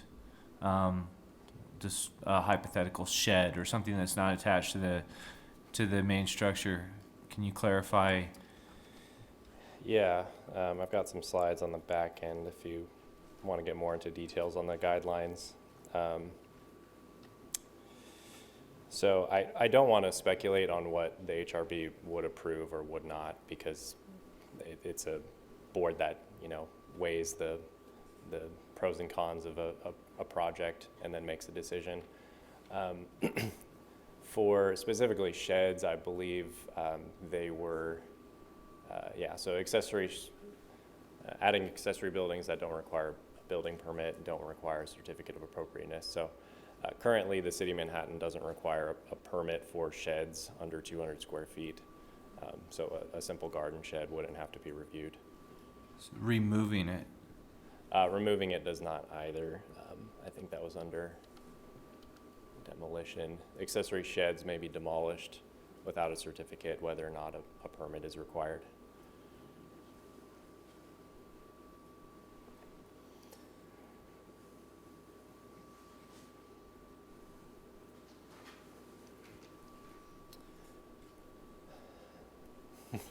Are there any other questions for me, or? Okay. The applicant is also, I think we had set time for them to present after the staff report. Okay. So I hope Colleen is still there. I am still there, Ben. Can you hear me? Yes, thank you. Wonderful. We'll start by introducing. Good evening. My name is Rex Fowles. I reside at 2048 Hunting Avenue, and I'm a co-applicant. Good evening, Commissioners. I'm Colleen Lind. I also live at 2048 Hunting, and I am a co-applicant. We'd like to spend just a few minutes this evening explaining to you why we submitted this application and the process that we followed as we did. And then I'm going to spend a little bit more time adding some more detail to the criteria for historical designation that Ben mentioned earlier in his presentation. So this story for us begins in December of 2013. I had recently been offered a tenure track position at Kansas State in the Communication Studies Department, and we were thinking about buying a home and moving to Manhattan. It was early in the process. We didn't want to commit to anything, so we just drove around to look at neighborhoods. We ended up at 2048 Hunting, which happened to be on the market. The realtor was able to let us in on short notice. We tried to be very cool about it, but honestly, we were so impressed and we fell in love very quickly. the mature trees, the bigger lots, all of the light that was in this house at 2048. It was really love at first sight for us on this home. Good thing I'm a contractor, because we toured the house. It was evident that it needed updating, especially to bring it to today's energy standards, as nothing major had been done for 50 years. It would need mechanical systems replaced, plumbing and electrical work, and a kitchen to update. I should mention, after dropping out of K-State as a young man in the 70s, I returned home to Clay Center, Kansas, and worked for a home builder. I could tell you, homes built in the mid-century were built well. The materials were better, and the contractors didn't rush the process. This was obvious to me as we toured this house. The owner, Mrs. Lois Fink, who lost her husband at 60, showed her love of this house in the way she had maintained it in the next 40 years. Yes, your math is right. She lived to be 100 years old. We had the privilege of meeting her before she died. Honestly, Lois Fink inspired us to prepare this house for the next 50 years. A side note, Lois Fink served as mayor in Manhattan, 1972 and 73.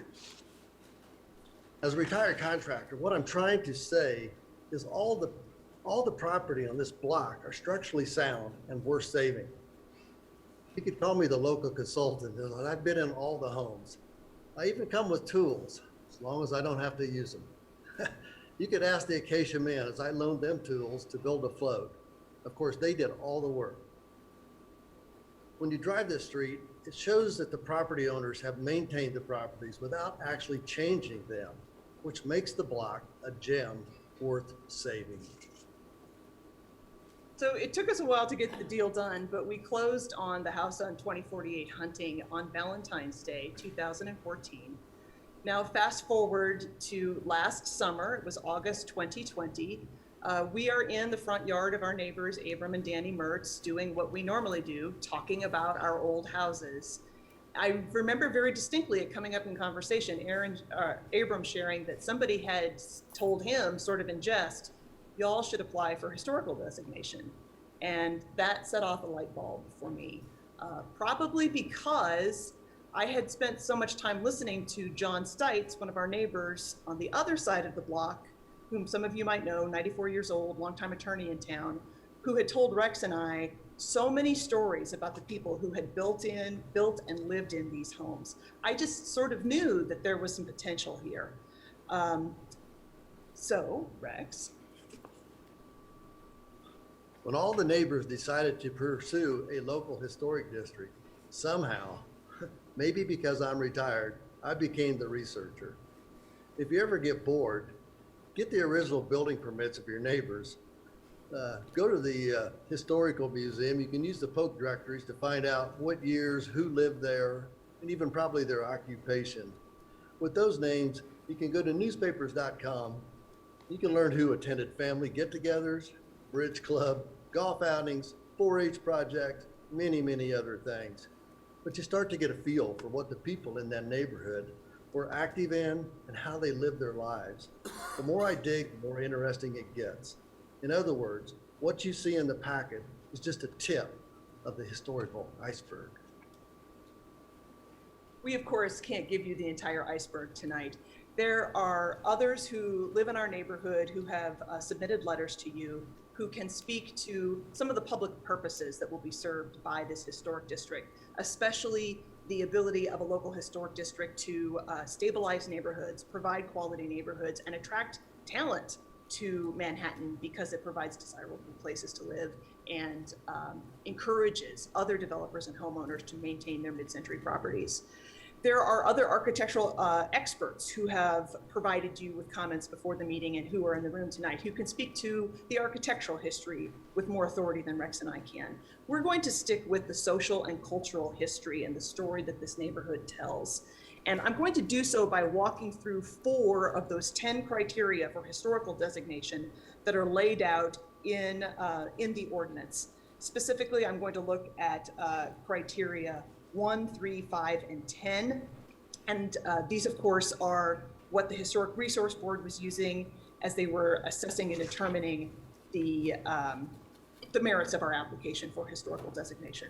So criterion number 1 deals with the character, interest, and historical value of the neighborhood.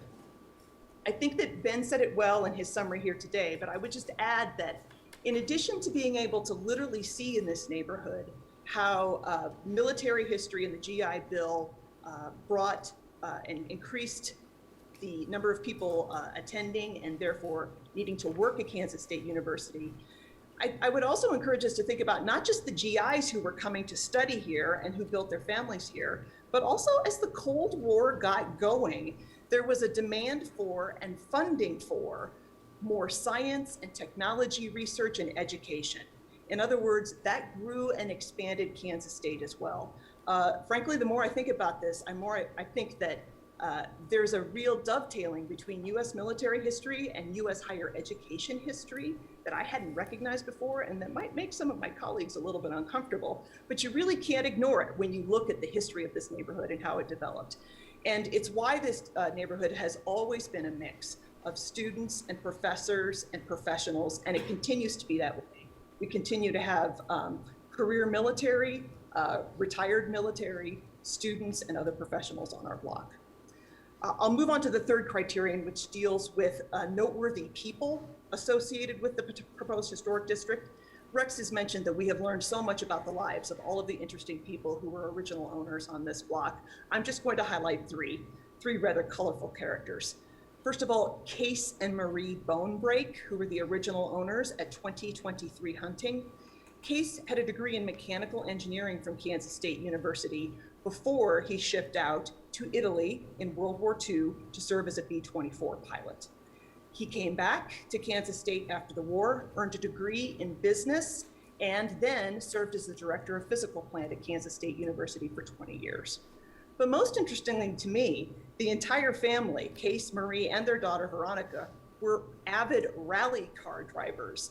They attended races and drove all over the United States. Case held several national rally championships, and at age 93, he was still skydiving. Secondly, I turned to Bob Clack, who was the original owner of 2015 Hunting.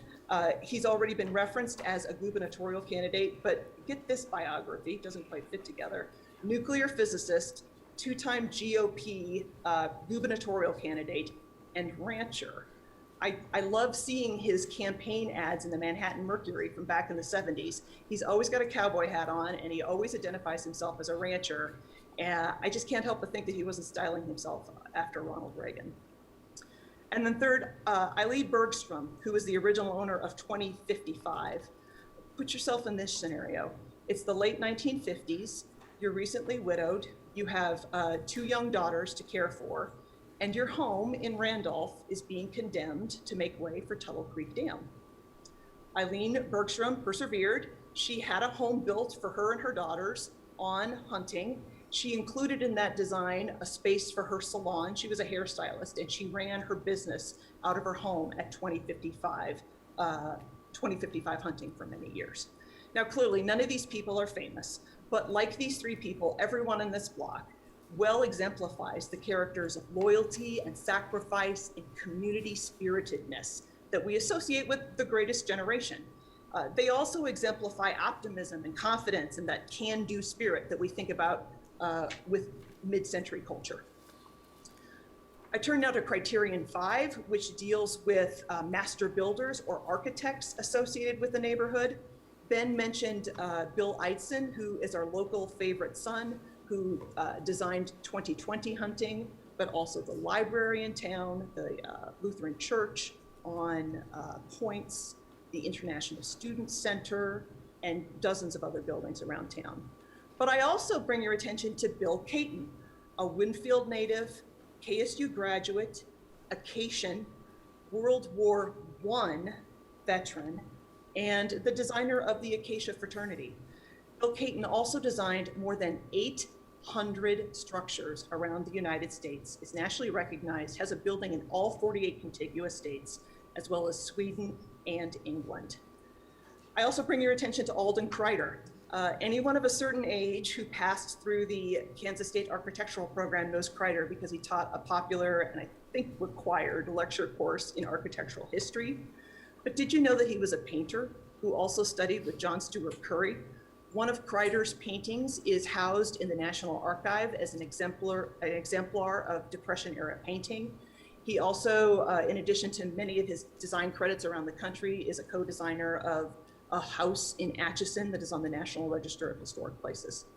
And then finally, perhaps the least well-known of the architects who designed two of the houses on the block, Keith Blair, has a strong Kansas connection to our history. He's a K-State graduate, World War II vet, had a private practice in Wichita, designed lots of commercial businesses and a few homes in Wichita.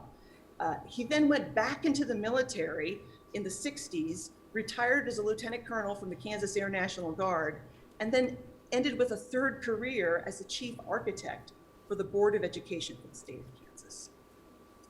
Finally, I end with two additional new pieces of information that's not reflected in your packet, because we've just learned these recently, that deal with criterion number 10 with prehistoric or historical information. We've recently learned by looking at some of the deeds from the property that this area of Manhattan was originally deeded to Edmund Hunting as a bounty land warrant. That means that this 160 acres was given to Hunting by the federal government for his military service. We haven't figured out what war he served in, but we do know that there's another military connection there. And also today, Phil Anderson pointed out to me that on page 8 of Pat O'Brien's definitive book on Manhattan history and architecture is a lovely photograph of the original house built in this area. It was occupied by James H. Lee, a K-State professor. That home has since been razed to make way for Lee Elementary. In closing, commissioners, I feel obligated to thank the many people who helped us with this research. We are especially indebted to the Riley County Historical Museum for all of the kinds of materials that Rex mentioned. But we're also indebted to lots of people around town who just gave us hints and tips about where we should be looking for information. People like John Stites, who told me these stories and got me sort of inspired originally. And that makes it sort of ironic and funny that when Rex and I told John that we were seeking this historic designation, he said in his most curmudgeonly voice, "What's historical about it?" Which, of course, is funny since John was a mayor, a state representative, a county attorney, been involved in more civil cases than you can shake a stick at. You are historic, John. This neighborhood that you helped build is historic. But this is what we would expect from the greatest generation, right? To deny their own contributions, to put the attention on others, to not think anything about public service and community spiritedness as a way to be. I would also remind you, though, or point out that John Stites is the last of the living original builders in this area. And the children that his generation raised in these houses and on this block, they're not getting any younger. So we're in a race currently to recapture and to preserve these stories and histories. Because as my neighbor Jesse Tack pointed out in his letter to you earlier this week, neighborhoods like this and the history that they represent are a precious resource. History is all around us, but if we aren't intentional about paying attention, attending to it, it slips away. Commissioners, I would ask you to not let the history of this block slip away. For the sake of current and future Manhattanites who would be inspired by and proud of to know about this history, and who would gain a greater sense of the value and the place of this community by understanding its connection to US history and to even world history, I ask you to vote to accept the Historic Research Board's recommendation. Okay, thank you. Commissioners, do you have any questions of the applicant? Okay, seeing none, then we'll move on to in-person comments, and we had 4 individuals sign up on the sheet here to speak tonight. And I guess we can start off with, I guess that's Carl? Wilhelm? Oh, I think he thought it was just a sign-in sheet, not this. Okay, yeah, there's 4 names here, so anyone that wishes to speak on this topic, feel free to come forward and make public comments.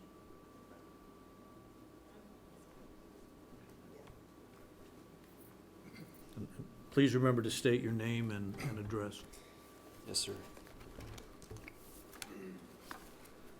Good evening, Mr. Mayor, members of the commission. My name is Chris Maddox. I'm an attorney at Rouse, Fretz, White Goss, Gentle Roads in Kansas City, Missouri. My office address is 4510 Bellevue Avenue, Suite 300 in Kansas City, Missouri. I'm here tonight on behalf of the Acacia Alumni Association, who owns 3 properties within this district. As you know, the matter before you tonight is governed by the standards, criteria, and procedure from ordinance number 6065, codified as chapter 17.5 in the Manhattan City Code. As outlined previously, you have 2 options before you tonight. You can vote to approve the ordinance, which would create this historic district, or you can vote to deny it, stating specific reasons why you are rejecting the recommendation of the Historic Resources Board. I would like to talk on 2 large areas. One would be the substantive issues that the Alumni Association has with this application, and then the last would be the procedural issues. On these substantive objections that we have, I'd like to note that this commission has to make findings that the district has sufficient integrity of location, design, materials, workmanship, association to make it worthy of preservation, and that the district possesses significant historical, archaeological, or architectural qualities which qualify it for designation under the 10 criteria that were outlined and covered by the earlier staff presentation. On the first criteria, the report notes that this area was not the first to develop outside of the original plat of the city, and that the homes were built between 1950 and 1965. I will note that there's at least one property identified in the report that was built over a decade after this relevant time period. It was built in 1977, and that property was 2030 Hunting. Additionally, these properties were identified because they exhibit qualities or characteristics of the postmodern design. But I'll also note that 9 of the 11 properties in the report are identified and characterized as single-story ranches or split-level properties. There are only 2 properties that are classified as mid-century modern, those properties being 2020 Hunting and 2005 Hunting. On the second criteria, the report notes that there is no significant local, county, state, or national event associated with the creation of this district. I would urge you to consider that of all of the criteria that were reviewed by staff, 6 of the 10 criteria were found to apply to this district, 4 were not. The 4 criteria that were not found to apply, I think, are the most relevant criteria that we should consider when we're talking about the creation of a district versus the creation or designation of a single property. So again, the failure to meet that second criteria, I think, is very important. On the third point, the report notes that there are several KSU faculty, professors, and local professionals that have lived in this district. But I would argue that this criteria likely applies to almost any neighborhood or block in Manhattan. K-State is the 2nd largest employer in Manhattan behind Fort Riley, and the list of distinguishable professors at the university is extensive. So I think you could probably find in any block in Manhattan strong ties to the university, and as the applicant mentioned, several people who were prominent and local that grew up here. On the 4th criteria, the report concedes that none of the properties identified are valuable as study. The report said several of the homes in the district, as well as the fraternity, embody the mid-century modern style, though may not necessarily be relevant for study. So even though the report concludes that it meets this 4th criteria, I would argue that since it's been concluded, since the conclusion is that it's not valuable for study, that this 4th criteria actually is not met. For the 5th criteria, this criteria asks whether the property exhibits the work of a master builder, designer, or architect. And the bulk of the report focuses on 2020 Hunting. 2020 Hunting stands above the rest of the properties in this district. It is the lone exception where there truly is someone worthy of note, and that property, as identified in my letter to you, should move forward with an application seeking designation as a historic property. But one property does not create the foundation or the basis to designate an entire district that encompasses 11 other properties. Arguably, T.K. Blair's design of 2008 and 2048 hunting and Alden Kreider's design of 2023 hunting are also noteworthy. But again, even if you add those to the report, there's still 7 of 11 properties that fail to meet this criteria. Is that my? 5-minute time limit. Okay. Thank you. Okay, is there any other public comment on this particular item?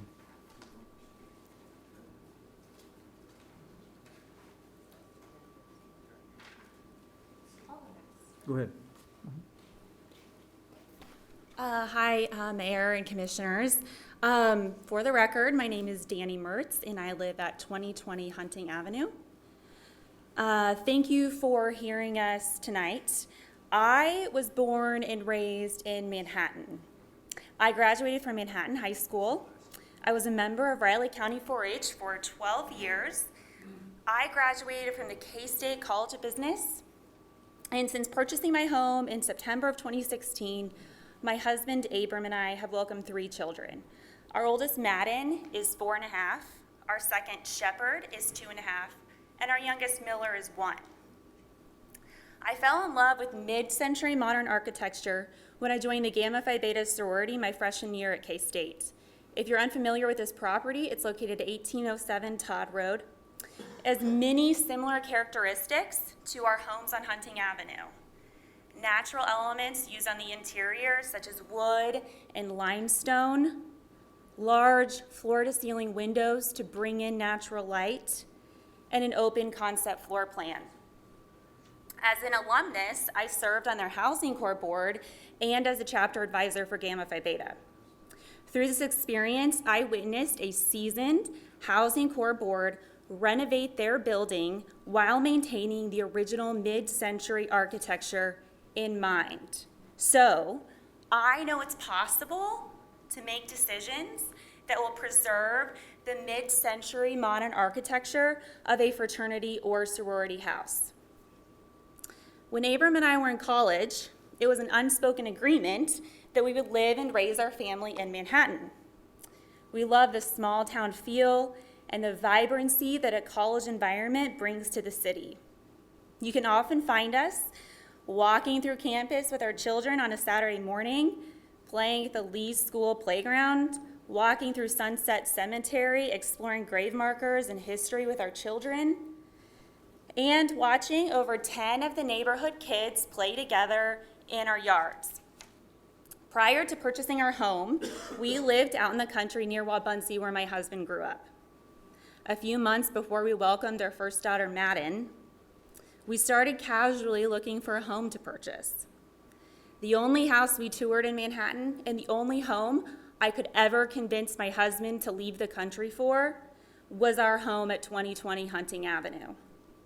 I'm telling you this because the reason we made that decision was because this home had everything that we could have ever dreamed about. Mid-century modern architecture, large windows that seem to bring the outdoors inside, using limestone on the interior of a home. It's close to campus, it's near an elementary school, and it's embedded in a neighborhood with similar architectural design. I never dreamed, even growing up in Manhattan, that this would be possible for my future. While I have to say this is my dream come true, I understand that this has to be beneficial for the community and not just myself. So I have 3 reasons why the Lee Elementary Neighborhood District is beneficial for this community. So number 1, this will protect the investments of owners and residents. Both current owners and prospective buyers will know their investment will be protected over a period of time. This can be a significant marketing tool when selling properties in this community. Number 2, it will enhance recruitment potential. Buyers will want to relocate to this historic district as it provides a high quality of life due to the preservation of mid-century modern architecture. Many professionals are looking for homes with the character found in mid-century modern architecture. And this historic district will prove that the city of Manhattan understands this. Third, this historic district can inspire other homeowners and developers in our community to maintain and emphasize mid-century modern design.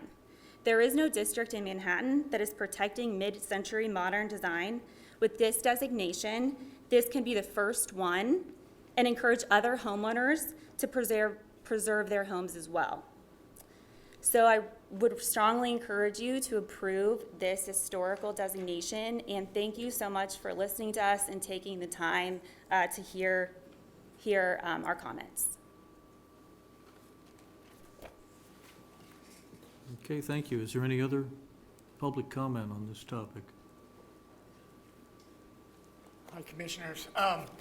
I'm Chris Fine. I actually live in Kansas City at 1900 West 71st Terrace in Prairie Village. I'm here tonight. I'm an architect and a professor at Kansas State. I teach architectural history, and my scholarly work revolves around kind of preservation issues in mid-century modern architecture. I'm a board member of KC Modern, which is a preservation group for modernist architecture in Kansas City. And we're currently doing some other kind of survey work with modernism in Manhattan, not dealing with residential architecture. And I just wanted to kind of express our support for the district and the idea of keeping this district in the neighborhood. Although there's varying levels of significance within the architecture of the neighborhood, some houses being more architecturally significant than others, the ability to kind of keep the entire district feel as kind of one cohesive set of architecture from an era is also in support. So when you have one of these great houses that then is kind of becomes marooned from its context and the idea of what the overall neighborhood is like because the other buildings aren't there, whether they're at the same level is not going to be significant for that house or the other houses in the area. So the idea that the district and the houses now are together and cohesive as a kind of neighborhood whole is extremely important, I think. We're losing considerable amounts of mid-century architecture. Post-war is, as we like to refer to it, anything after built post-World War II and the boom. As it's slowly now gaining appreciation as a historic thing because it's now becoming old enough. But I think we've lost quite a bit, and trying to kind of preserve what we have, although many people don't have the respect for it that they have for 18th and 19th century houses, I guess what I'm saying is it's important to actually look at these things that are now becoming older and maintain them while we can before it's too late. And we lose these kind of districts and areas that have the feel and grouping of what it is to have a whole neighborhood of this style and significance. And there at 2020 Hunting, it's complete and intact. So I think I just wanted to express my support for the idea of maintaining a historic district there. So thank you. Excuse me. Yes. Danny and Chris, would you mind signing in at the podium, please? Sorry.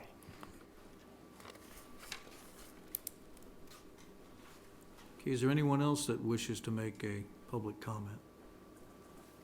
Okay, you can come on up while they're signing, it's no problem. My name is Beth Bergston. I'm the daughter of Eileen Bergston, and I still live in the house that I grew up in. So this is an important item for me. 3 of the houses on Hunting were actually built by architects through K-State. They built the house and they lived in the house. So they were the original builders and owners, along with Case Bonebreak, who built his own house and would defend it to the minute right now if he was still living. It is a very unique house, and he was very proud of that. We have 2 houses that were also built a little bit later on by architects at K-State that lived in them as well as they built them themselves and designed them themselves. So they were very, very proud of the houses that they built and lived in. And again, I was raised in that house, and I get to live in it now. So it is my house and my neighborhood, and I'm very proud of it. And I think it's one of the unique districts that you say professors and professors all over the place. These are professors that actually designed their houses, lived in their houses, and were unique individuals. We had doctors of everything in that neighborhood, doctors of dirt, doctors of insects, doctors of people, all that kind of a thing. So it was just a unique family neighborhood, and it still stays that way. And I'm so proud of it that it does stay that way, and the kids can actually play in their neighborhoods and actually go to Lee School which at that time when I was growing up, and I'm one of the historical people, I went to Lee School, and that was exactly a state event. And when our school was what was going on, Lee School was the place where things happened. And the school is a state event in a way because you can hold a lot of different activities at an elementary school. I was there until Marlatt was built, so that tells you how long ago that was. And everything, Hudson was a dirt road, and we were the history of the neighborhood. That was the neighborhood. And we had a little bit of a shopping center with Dillon's and 2 other stores and a few other little places we could go to before the West Loop was actually built. So I am the history of that neighborhood, and someone commented that maybe it wasn't that historical. But I think as far as my history as growing up there, that is the history of that era and this time, and it still continues to be the history of families growing up, attending Lee Elementary School, and being a part of the community. So thank you. Okay, thank you. Is there anyone else that wishes to make public comment on this topic? So we've got 2 more. Okay. It's hard to follow that up. Good evening, Mayor and Commissioners. My name is Michael Grogan. I am a resident at 202 South MLK Jr. Drive in Manhattan. I'm also a professor with Chris at Kansas State in the architecture department, and I'm the American Institute of Architects Kansas chapter president for this year. So I just want to speak. Chris covered a lot, as did Colleen and others, of important points that I'm totally in agreement in promoting, strong consideration for this historic district listing. I would only add that in my perception, being here for a handful of years, I'm not a Manhattan expert, but I've gotten around, that, my scholarly focus is also, much like Chris's, in post-war modernism, my passion as well, in the kind of historical aspects of it and the context that surrounds it, in especially the United States. So I definitely have an interest in this and look for, remnants of it at this point as an historical style that's kind of been under assault a little bit, through the last couple of decades as it, fashions wax and wane. As Mr. Schmill mentioned, it's, these mid-century modern houses are a bit in vogue now, thankfully.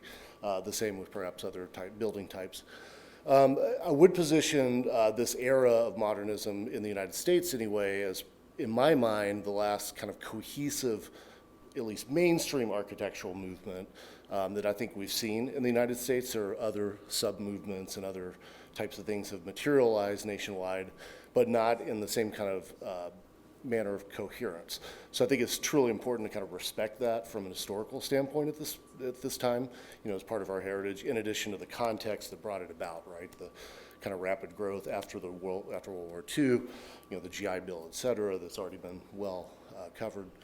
And I would say within Manhattan, I feel that there are other streets and other homes that we can find throughout the city that, share these characteristics of high design, sophisticated material use, attention to site and, natural orientation, as these homes do.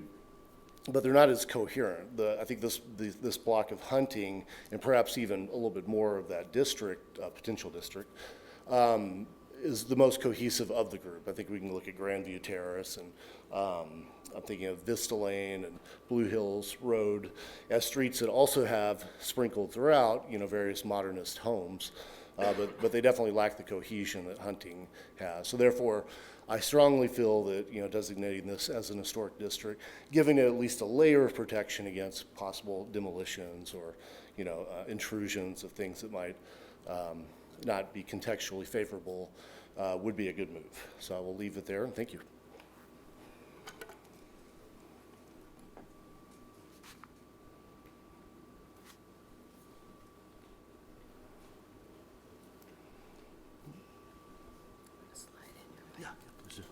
Good evening. My name is Kathy Joplatowski. I serve on the board of directors of the Manhattan-Riley County Preservation Alliance, and I'm speaking tonight on behalf of that organization. The Manhattan-Riley County Preservation Alliance would like to express its support for the proposed Lee Elementary Neighborhood Historic District. In 2011, the Historic Resources Board adopted an action plan which identified the need for a survey of the neighborhood and also identified the possibility of establishing a historic district in the surrounding area of Lee Elementary School. The creation of a historic district would implement one of the goals previously outlined by the Historic Resources Board. In November 2020, residents of the proposed historic district approached the Historic Resources Board about their interest in establishing a local historic district, and board members were supportive of residents moving forward with crafting an application. In May 2021, residents presented the Historic Resources Board with a completed nomination for a local historic district. Though the Historic Resources Board had identified a historic district as a goal in a previous action plan, the initiative to craft a nomination and finalize it came from the residents themselves. City staff recommended that the board recommend to the City Commission that the proposed historic district be considered for designation, which the Historic Resources Board unanimously supported. Historic districts are comprised of a concentration of historic buildings, structures, sites, and/or objects which share historic or aesthetic features or are united by physical development. In the case of the proposed local historic district, the homes were built post-World War II and exemplified the mid-century modern style, which was the dominant style of architecture at the time. Several of the homes also exhibit high architectural style that represents the work of a master and have a high degree of historic integrity. Homes from this time period have recently become old enough to be considered for historic designation, and the proposed historic district provides an exciting opportunity for our community to be proactive in terms of recognizing the historic and cultural significance of these properties. The Preservation Alliance supports strategies that capitalize on the existing value of historic residential areas, respect our community's heritage, enhance livability, and build civic pride. The Preservation Alliance believes the proposed local historic district would accomplish all of these things. In conclusion, the Preservation Alliance supports the findings made by the Historic Resources Board and urges commissioners to approve an ordinance establishing the Lee Elementary Neighborhood Historic District. Thank you. Okay, thank you. Are there any other public comments on this particular topic?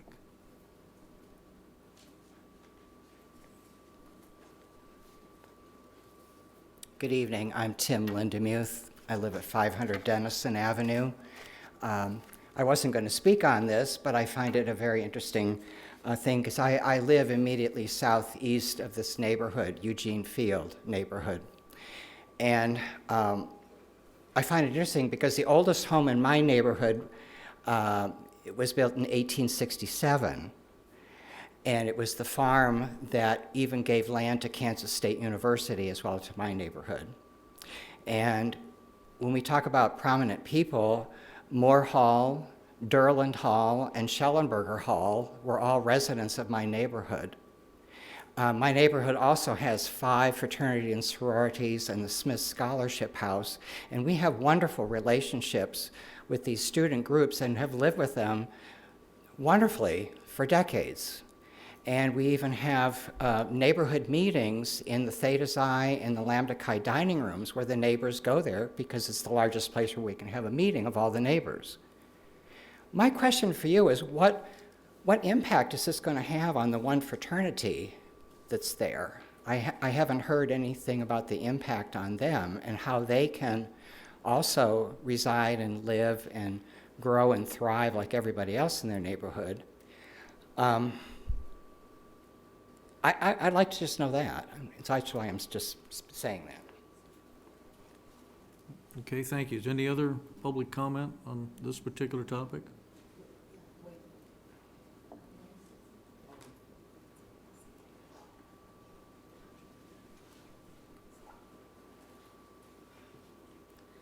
Good evening, Mayor and Commissioners. I hadn't planned on speaking tonight. My name is Tricia Cash, and I have the privilege. Tricia, speak into one of those microphones. Okay, When I'll move people- this direction. No, when people stand in the middle, Right. it doesn't carry to the people at home. Okay, my name is Tricia Cash, and I have the privilege of being the house mother at Acacia Fraternity.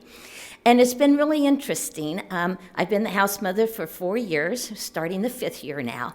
And as Tim had mentioned, we have forgotten part of the impact. We've talked so much about structure that I think it's important that we also realize what Acacia represents in developing the character of people. You know, a house is bricks and stone, and I know that that is what makes a home. And Acacia is unique because it is a mid-century fraternity on that. Acacia was built in the 50s, and it was standing as a fraternity long before most of these people then actually built homes or purchased homes in that neighborhood, so that they knew the fraternity was there. But the unique part about Acacia, it's the third oldest fraternity at Kansas State. Seven of the buildings at Kansas State are named for Acacia alumni. So we're talking about building strong character and individuals that are going out and making a huge impact on not only our state or our United States, but the world as well. And I think it's really important that we don't tie the hands of people who are wanting to enhance young people's lives and make them rich. And part of that is being in a community. If you look at all of the Greek system houses, they're all within residential neighborhoods of Manhattan. And it's been said, they live next door to professors and professionals in all walks of life, and that's what makes a neighborhood strong. But when you tie the hands of it where they can't meet the demands, because a house that was built in the 50s does not meet the living standards for group environment today on that. So changes have to be made. And when parking was a real issue, and we all understand what parking is like close to the university. We drive those streets daily in our lives on that. We needed land to be able to make this, and the properties became available. And also, these properties were available for public sale. Anyone could have purchased them. We just had a real need to be able to meet the needs of continuing to develop young, strong men to enhance our world. And so in order to do that, we need to provide a living environment that makes them want to be in Acacia. We know what the goals of Acacia are on this part of it, and we have been very supportive. Lee School has been one of the philanthropies of Acacia for years in the past. They're our next door neighbor. We are a fraternity adjacent to Lee School. Their backyard backs up to our basketball court on this part of it. Their outdoor education center is in the back gate of what we call Acacia West on this part of it. So we are a fraternity that is right adjacent to a grade school. They walk back and forth all of the time. Our fraternity members have bought Girl Scout cookies. They've done lemonade purchases from all of the neighborhood kids. Everyone is welcome. When we have an outdoor social event, they come over and participate in that. And so in evaluating this, it's not just brick and mortar that makes a city or a community strong. It's truly the individuals that we develop. And that's what we do at Acacia. So I would hope that you would factor in, if something limits us so much that we cannot continue to provide that, is that also not one of the greatest losses on this part? So that's what I would just like to say. And again, we have outstanding young men, and I hope that your paths will cross with them, because we're really proud of them. And thank you very much. Okay, thank you. Are there any other comments? Tricia, would you sign in, please? Oh, you did? Okay, thank you. Good evening, Commission. My name is Brian Nelson. I live at 12603 Delmar Street, Leawood, Kansas. I'm the property, the owner of the 2015 property I think that you were talking about, Mayor, that we toured. And I just wanted to let everyone see the condition of the house. It is historical, but this is the historical swimming pool. And the house, I think, as the mayor noted, is basically considered uninhabitable with a mold infestation. So to report the property is in excellent condition is far from the record. A couple other notes I'd like to make. I think, Mayor, you hit it on the head when you said, when you asked the person if you're going to restrict our rights to do what we need to do, and they said right on. So I think if we pointed out, we feel like our hands are going to be tied here in terms of how we can develop our facility to maintain modern standards.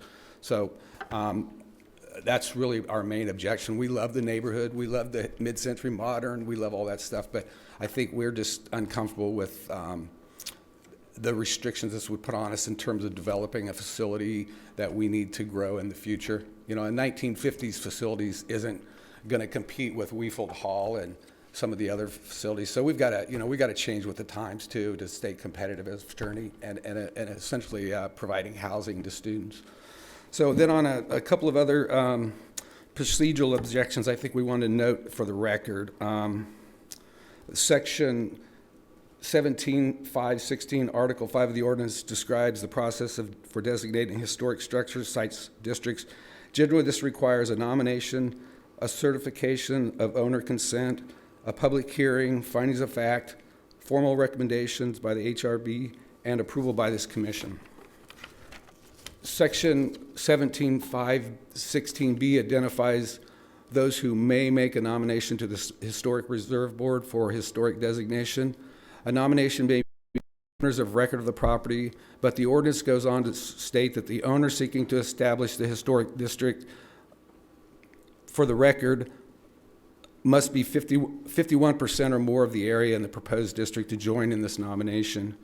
Section 17.15.16C requires this city staff liaison within 10 working days of receipt of nomination to certify the nomination provides adequate evidence that the owners of record of the nominated district have provided the required consent designation for pursuant to section 17.5.16F4. This section states for districts, the owners of record constituting a majority of the area for the district must provide consent. The term majority is not expressly defined in chapter 17.5, but consent of this meaning can be ascertained from section 17.5.16B, which I read earlier. Again, this section requires a nomination to the historic district to be made by the owners of record of 51% or more of the proposed district. Thus, the term majority, as used in chapter 17.5, means 51% or more of the area in the proposed district. The application brought before you tonight does not have consent of record of 51% of the owners of the proposed district.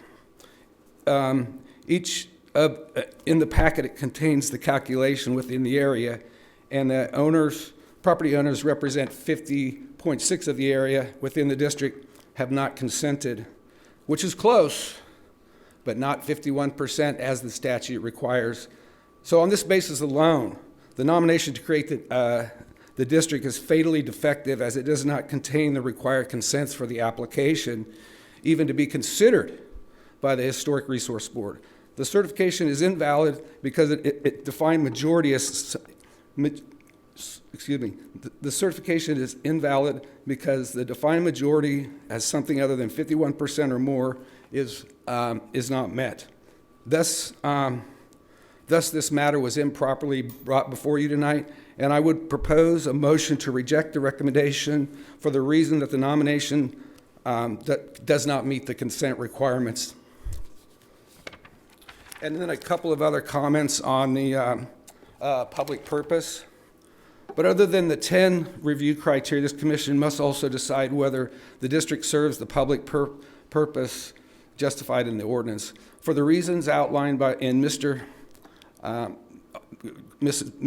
Chris Maddox's letter, the disclosure made by Mayor Butler that he received an email from a representative and applicant that the purpose of the district is to burden Acacia property interest, and the response was right on. So I think, in summary, we just want to let you know that we feel that this is going to put an excessive burden on us exercising our property rights, and the 2015 property is not it's not a mid-century modern, it's not historical, and it's got a cesspool in its backyard. Thanks. Okay, thank you. Go ahead. Okay, Kevin West, 321 North 16th. I'm not going to go over all the points that have been made. I would like to say I think city staff did a great job on this. We had an ordinance, had a process that had not been used in over 20 years. I've been chair of the board for 2 years. One of the goals was to simplify things, make them more user-friendly, and I think we have done that.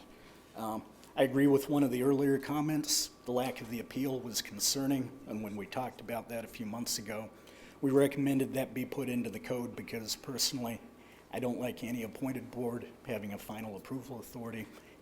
Any board decision like that should come up here. Far as me, and we've heard a few of the other comments, having a district like this is helpful. It can bring people into town. 16 years ago, my wife and I lived out of the fort. We decided we wanted to move into town.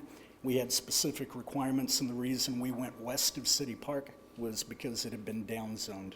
Unfortunately, they didn't have the historic ordinance, so a number of properties over there had already gone beyond the tipping point of where we would actually be able to do something like that right now.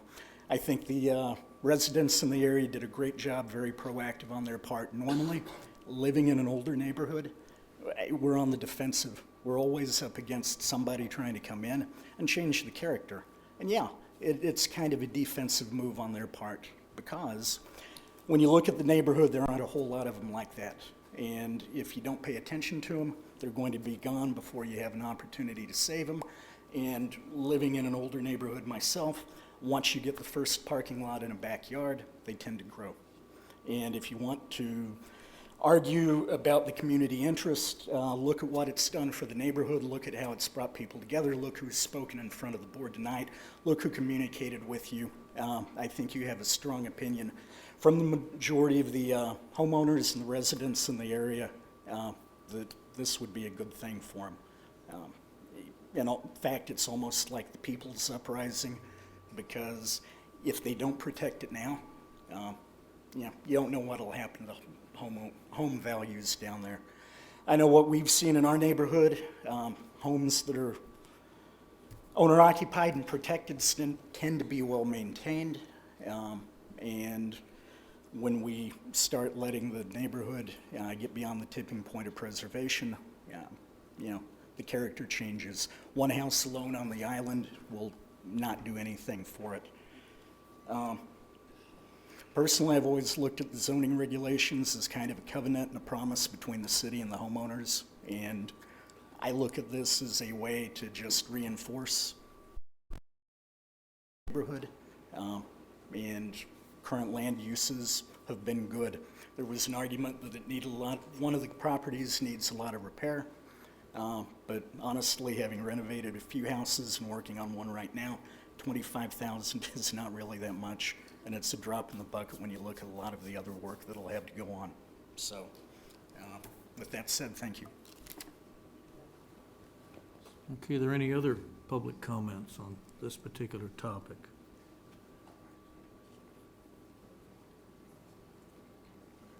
Okay, seeing none, we'll... One more, okay. Hello, thank you for hearing me, Commissioners, Mayor. My name is Jason Banks, 2008 Hunting. I just want to clarify one point before we move forward, that Mr. Nelson pointed out that as it stood before you that there was a 50.6% approval, but as it stands right now, as it stands before you right now, that approval rating is actually 58%.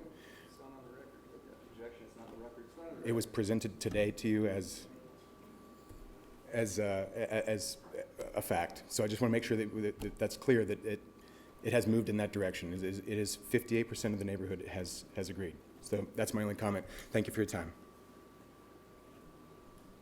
Okay, thank you. Is there any other public comment on this topic?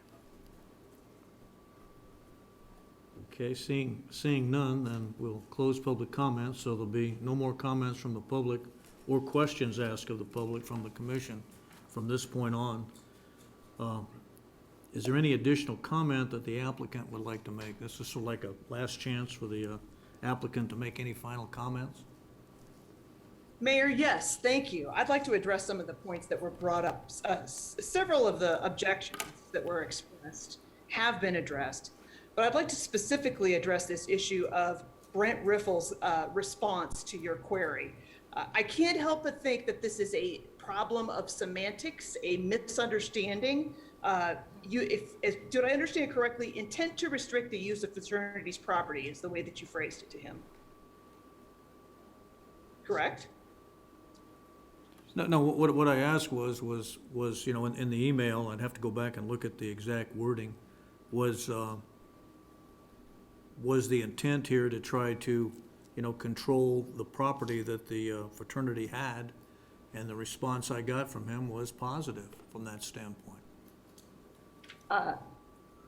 Brent's a good neighbor and someone we value greatly who supports this district, but who is not a consenter to the district. He also doesn't live in the district. He also hasn't been a part of our neighborhood conversations.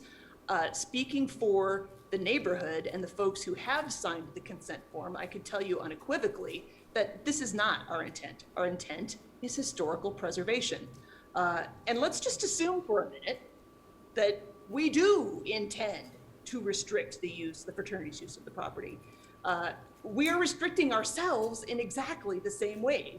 This historic district will place the same system of approval of changes to property on everyone in the district. But I just would reject this framing as restricted use of the tent, and I would suggest that Brent just hasn't been up on on what we're doing and exactly why. Secondly, it's been addressed that I think we've got another problem of semantics here. Mr. Maddox brought up the point about lack of consistency. He first talked about mid-century post-modern, and then he talked about mid-century. The way that we framed it in the application and what the Historic Resource Board understood was, as I believe Chris Fine was referring to, what we're trying to protect here is a time period of architecture, post-war, mid-century. And of course, within that time period, there are a wide variety of styles of houses, many of which are represented on this block. I actually think that's a benefit, maybe not from a formal study perspective, because there isn't a lot of high architecture on the block, but from a public education perspective, it's so interesting that you can start on the east end of the block and start with the 2000 house, I believe it's the Doherty house, and see that it's a very simple, it's a ranch house, but it's really more in keeping with post-Depression, traditional minimalist. And then by the time you get to the west end of the block, where Rex and I live, you've got the rambling ranchers that are much more common in the late 50s and early 60s. So the diversity, in a sense, really helps the cohesiveness of mid-century and exemplifying many different styles of mid-century. And I would say that if any of you, as you've said here tonight, have driven the block, it's not hard to recognize, even to the untrained eye, as you drive on that block, you recognize that there's something different going on here that's consistent between all of these houses. I wanted to address Mr. Lindemuth's point about growth and survival of the fraternity. This is a concern of ours as well, as applicants, and I know that I share this with others. It's to our benefit as a neighborhood to have a strong fraternity here.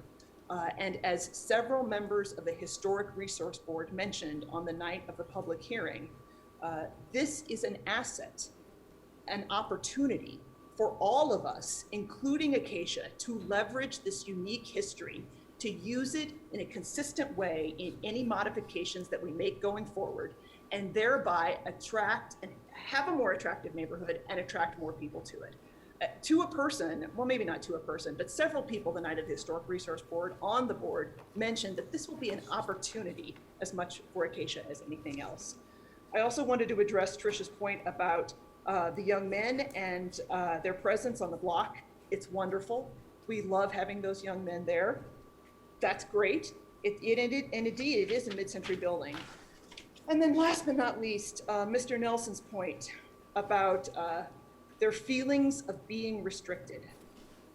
Frankly, in both Mr. Maddox and Mr. Nelson's comments, I heard no evidence that they will be restricted in significant ways. And once again, what evidence I have heard from experts such as those on the Historic Resource Board is exactly the opposite. I think that's it. Any questions for Rex or I? I understand what you're saying there, but essentially, since they're not allowed to speak, the information that was, conveyed in the emails is their basic concern is that if they do want to renovate their particular building, and they're talking about having to level the back of it, is what was conveyed, in order to bring it up to standards that would make sense today, that they felt that this historic designation would hinder their ability to do that. Plus, they did want to expand the parking, was a specific thing. which would be over into that area there on 2015 Hunting, and they were afraid that this designation would do that. Though, in my mind, we've already got plenty of restrictions in the Manhattan Developmental Code that would prevent rezoning. I mean, you couldn't build a giant house across all three of these particular lots because the developmental code wouldn't allow you to do that anyway. And so that's what, my interpretation of their concern was. I have a question. Go ahead. Well, in addition to what the mayor's comments were, my question is broadly, and maybe dumbly after all of this, but why is this district drawn on the map this way, in your opinion? It's a nice square. I mean, I don't mean to be flippant, Commissioner, but it is a contiguous area. It's a contiguous area with a common architectural style throughout the area and a common history. I don't know how to answer other than that. Okay. I've got a comment that maybe speaks to that too. One of the reasons that building should be in this historic district is it's classy. Now, be clear, this is not their first building for this fraternity. They've been here 107 or 8 years. This is not their first one. This is not their second one. This is the third property. And why did they leave the other two? Probably because they didn't meet their needs. But nobody's talking about them selling the 2 houses that they own, that they'd probably make money on because of the market, and walking away from that property because they've talked about raising it and going to a place that fits them. No, they are fighting so hard to stay in this neighborhood because of all the reasons we've talked about. It's an awesome neighborhood. Consider that, please. Does the commission have any other questions of the applicant? Okay, then seeing none, we'll close that and move on to, do we have any questions of the community developmental staff?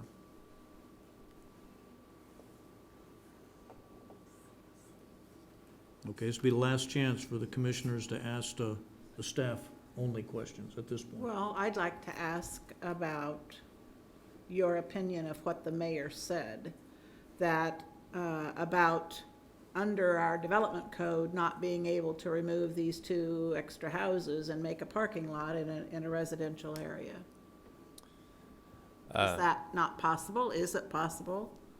So there are zoning restrictions in place today that would limit the expansion of the fraternity.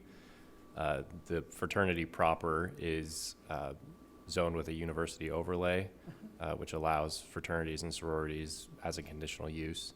Outside of that, that overlay doesn't exist, and it's just zoned single family.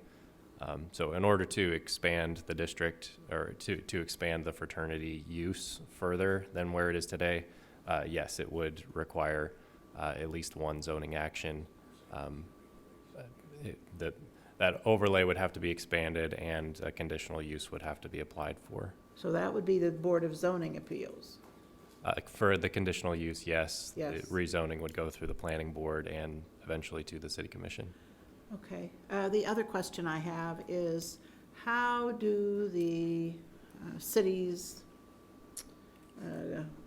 rules now compared to how they will be when this development code is implemented? Are you applying an interpretation to the existing rules, or are you applying the interpretation to the new MDC rules?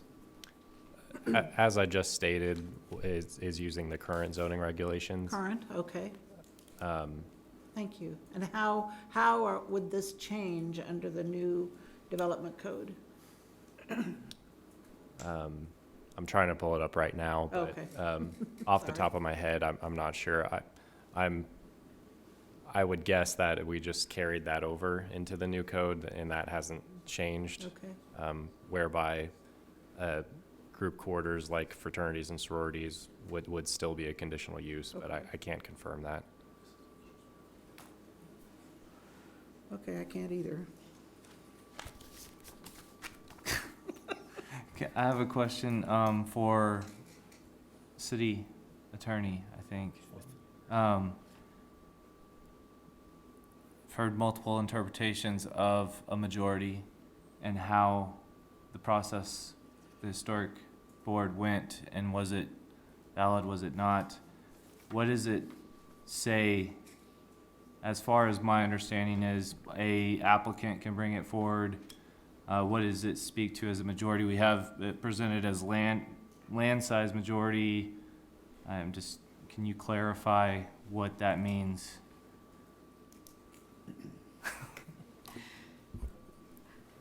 So, as you stated, Commissioner, in order to make the application, there are several potential applicants, and it's a funny ordinance, but it can be the owners of record of 51% or more of the area in the proposed historic district, the city commission, or any other person or organization.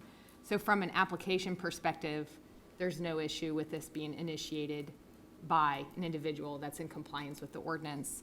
The second aspect is that when the Historic Resources Board makes its findings, and before that recommendation comes to the City Commission, the staff has to provide evidence of owner's consent for the designation. So that's following, well, I guess it says part of that hearing, at the end of the hearing, they do that. And in that requirement, it says for districts, the owners of record of properties constituting a majority of the area of the district must provide consent. The staff did that analysis, and based upon their information, brought it forward because it met the ordinance. It says majority there. So where does it say 51% in there somewhere? The 51% is in who can apply to initiate the district process. It's kind of a superfluous thing, since any individual can also apply to initiate a district process. So it can be 51% or more of the district just to initiate the process. At the end of the HRB hearing, so an individual can initiate, which is, two individuals did here. At the end of the hearing, only a majority is required to provide consent for it to move forward to the City Commission. And Ben can speak to the facts, I guess. No, I think you worded it perfectly. I did want to address Commissioner Morse's question about the MDC. Thank you. I did just look it up. So as we have it drafted currently, group quarters such as dormitories, fraternities, sororities is a permitted use in the what will be the university overlay. So it won't require a conditional use as we have it written, but to still expand to the neighboring properties from where it is now would still be a rezoning action, which again would require a public hearing and would go to the planning board and the city commission to adopt by ordinance. But not the Board of Zoning Appeals. Correct, they would not be involved. So the university overlay stops at the west property edge of the Acacia House? Yes.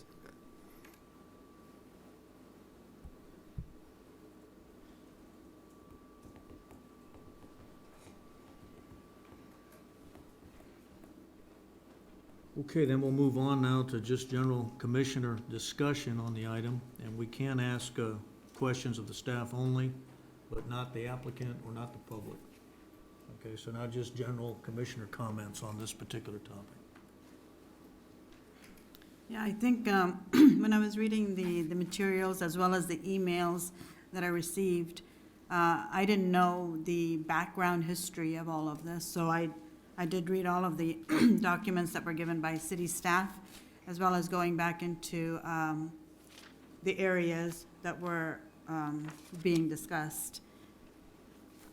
I do think it's important to preserve history in Manhattan. I think that's one of the reasons I stayed in Manhattan, is because of the climate, the aesthetics, not only the hometown feel for it, but the historic hometown feel of it.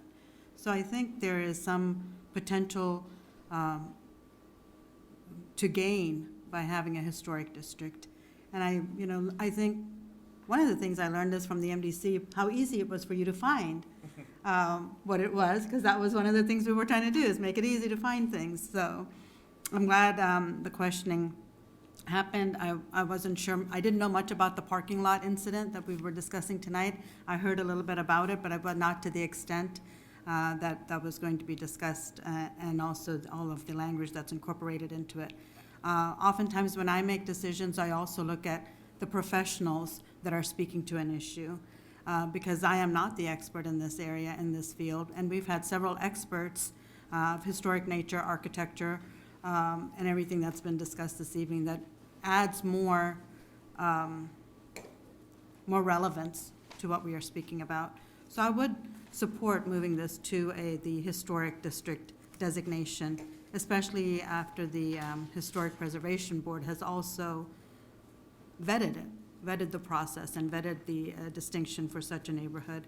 So it's something that I think we should consider, and I am open to the idea of moving this forward. Thank you.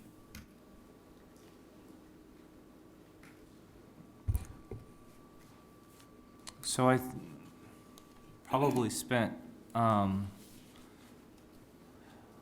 lot of way too much time learning about this neighborhood, but well worth the time. And I think what has really come to the top of this for us is the process that it is quasi-judicial. Did it follow the process? And for me, I want to respect that process. What I have to say, and I think it's important, and I've heard as I listen to people, including everybody, almost unanimously agrees, from the chair of the Historic Resources Board to the city liaison to the board, city attorney, the mayor talked about it. Our process is flawed, and that the appeal doesn't exist in a way that is probably feels more meaningful to the people that want to make that appeal.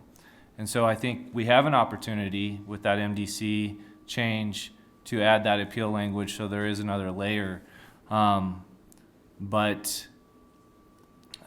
as the rules stand, as things are, I don't see how I could come up with any reasons that would overturn the process on an administrative way as this goes. But going forward, I'd like to see that appeal process amended into there in the MDC.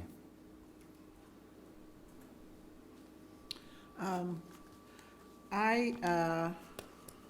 think it's noteworthy that this process was initiated in 1999, and we haven't used it. We've never had an occasion to use it to establish an historic, we have a local historic district only is what we're talking about, rather than a state and federal.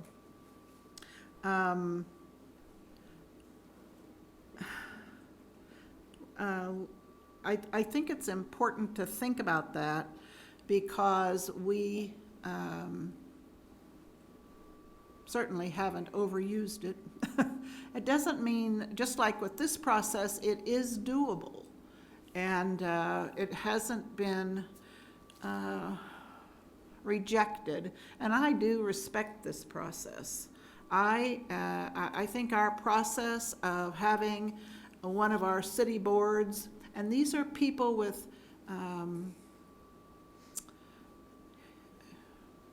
an interest in architecture and history, and this is, we ask for people to come forward to serve on that board who have an interest, kind of like the airport board. We ask for pilots and anybody with peripheral relationship to our airport to come forward and serve on that board. So we try to find people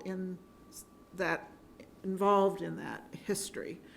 And I have tried, and I do respect their work.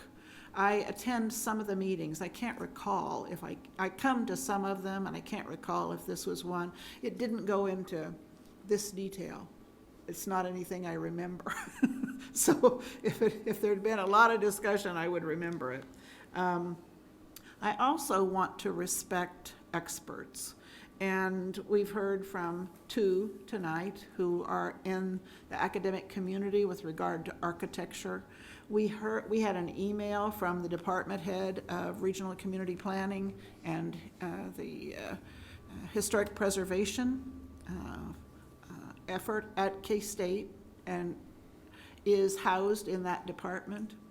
And we heard from the dean of architecture and planning, I'm not sure, architecture anyway, and who is also an expert in historic, at least I recognize him as an expert in historic preservation. So I am,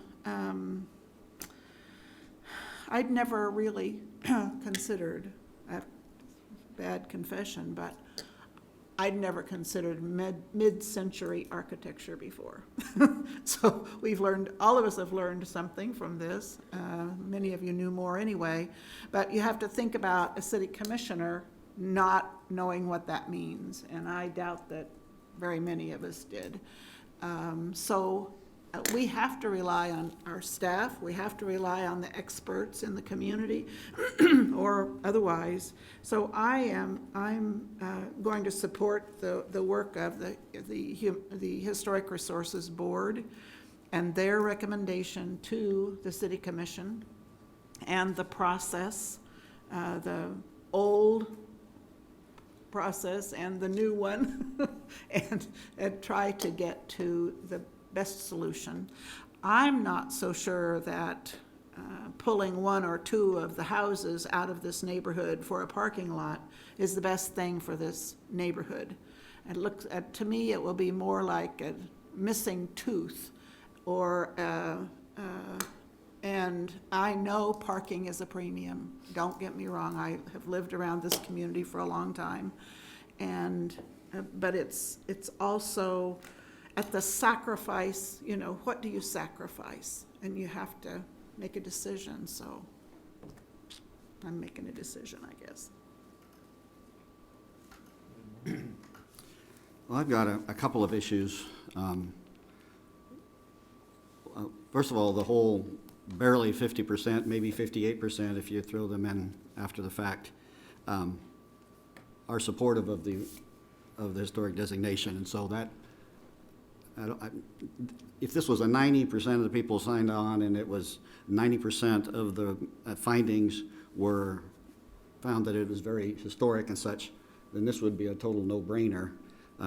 As I look, some of that, there's 3 or 4 houses that are really quite cool, and they've pointed those out, and those are very exciting. Mrs. Bergston's house looks exactly like the one I grew up in, and it was built in 1960, 60 miles from here, and so I'm a little sentimental toward that. But I guess the main thing is when you look at the board findings, besides not 2, 8, 9, and 10 not being met, that's 40% of the findings weren't met, and on the 6 that they think they were met, you're kind of stretching things quite a bit, really, to come up with something that really made that qualify. So I totally agree with the idea of individual houses maybe applying for historic such. I can't get past the aroma that this has of getting the government involved in a potential neighborhood dispute. I know I just can't get past that either, and I hate to see the government sort of being used as a club potentially to prevent other citizens being able to do stuff like that. So, but the main thing is that the findings, just 6 out of 10 with those 6 barely meeting kind of what I consider to be basic ground level to actually meet that requirement. I don't really think they barely do, and so that's just not enough for me. Okay, I've been thinking about this thing for probably a week. It sort of gives me a headache because I'm big on property rights, and I've always said that. That's been my philosophy from the get-go, and I'm a believer that if you're going to rezone something or change something, that the majority of the people should agree, not just 51%. I'm sort of like Mark. I'd like to see 90, or 100. But then if I look at this neighborhood, if I owned one of those houses across from the fraternity, would I want to see the fraternity, turn both lots into parking lots? No, because that would probably devalue my property, which is part of the point. But the other side of the coin is, one of the requirements here says enhance the attractiveness of current and prospective homeowners. Well, the fraternity is a current homeowner, and they don't see this as enhancing their property necessarily. And so that's sort of my dilemma. I could side with either party in this case, because both of them are really pushing property rights. I think that's what this boils down to. Not so much historic, because there's a way to handle that without involving the fraternity's property. And so that's what troubles me there, because, it's like you can't win in this situation, no matter which way you go, because you're going to upset somebody. So how do we come up with a compromise that would take care of everybody's property rights? And the only thing I can think of that makes sense, and that's why I brought up the Manhattan Developmental Code, because I know for a fact, we've been digging through that code for weeks now, that it already puts all kinds of obstructions on what the fraternity can possibly do with all three of the lots, for that matter. The problem with the historic designation is it puts another layer in there that may just go too far. Now, as I was discussing with the applicant about this, the idea of the parking lot, I got the impression that the neighborhood really didn't care if they put a parking lot behind the house, where that swimming pool is, that might be okay, and some things of that nature. So there may be a compromise that can be reached. So in my mind, maybe the best way to do this is to put this appeals process in the Manhattan Developmental Code. And then say, okay, that will protect the property rights of the fraternity in the long run, because the historic board won't be the absolute up or down. And I think the historic board representative, went along with that tonight. And I think that's probably the best compromise we can come up with. And that stays within the process. So what would happen then would be, and I think the majority of the commission has already sort of stated that they would prefer to go along with historic designation, that we can do that, but then there's a follow-up action.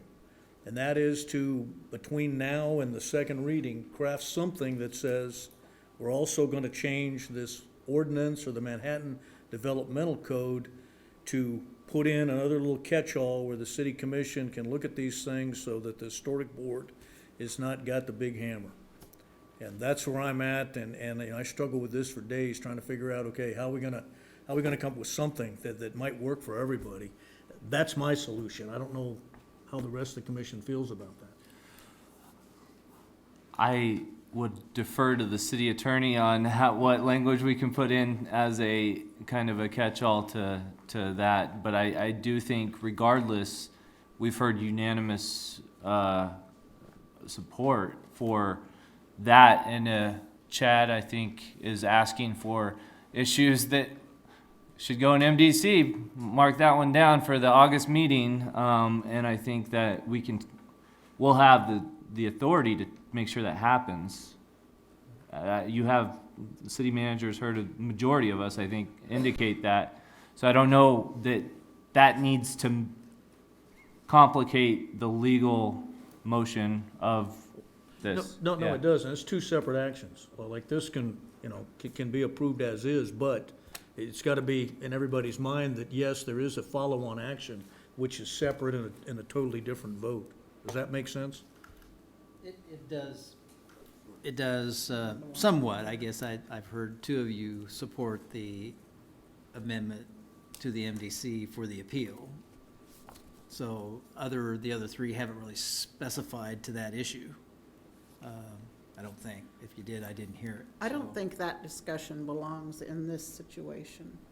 I think when we talk about the development code, we can have a conversation that just really focuses on that and doesn't get muddied up with this particular issue and how we're going to be deciding tonight. And that's a declaration of intention, and when I want to look at the whole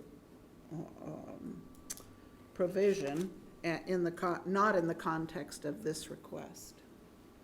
So just to speak to that issue, and the city attorney can chime in if you so desire, but I mean, because we have 2 readings of this ordinance, there are things you can change at second reading or ask for further clarifications for about whether these can be, a provision such like this could occur. You might recall that, I don't know if this is relative to this particular case or not, but we advanced some conditions in the MDC and adopted them for Aggieville, and put them in place because we wanted them in place before the MDC was adopted.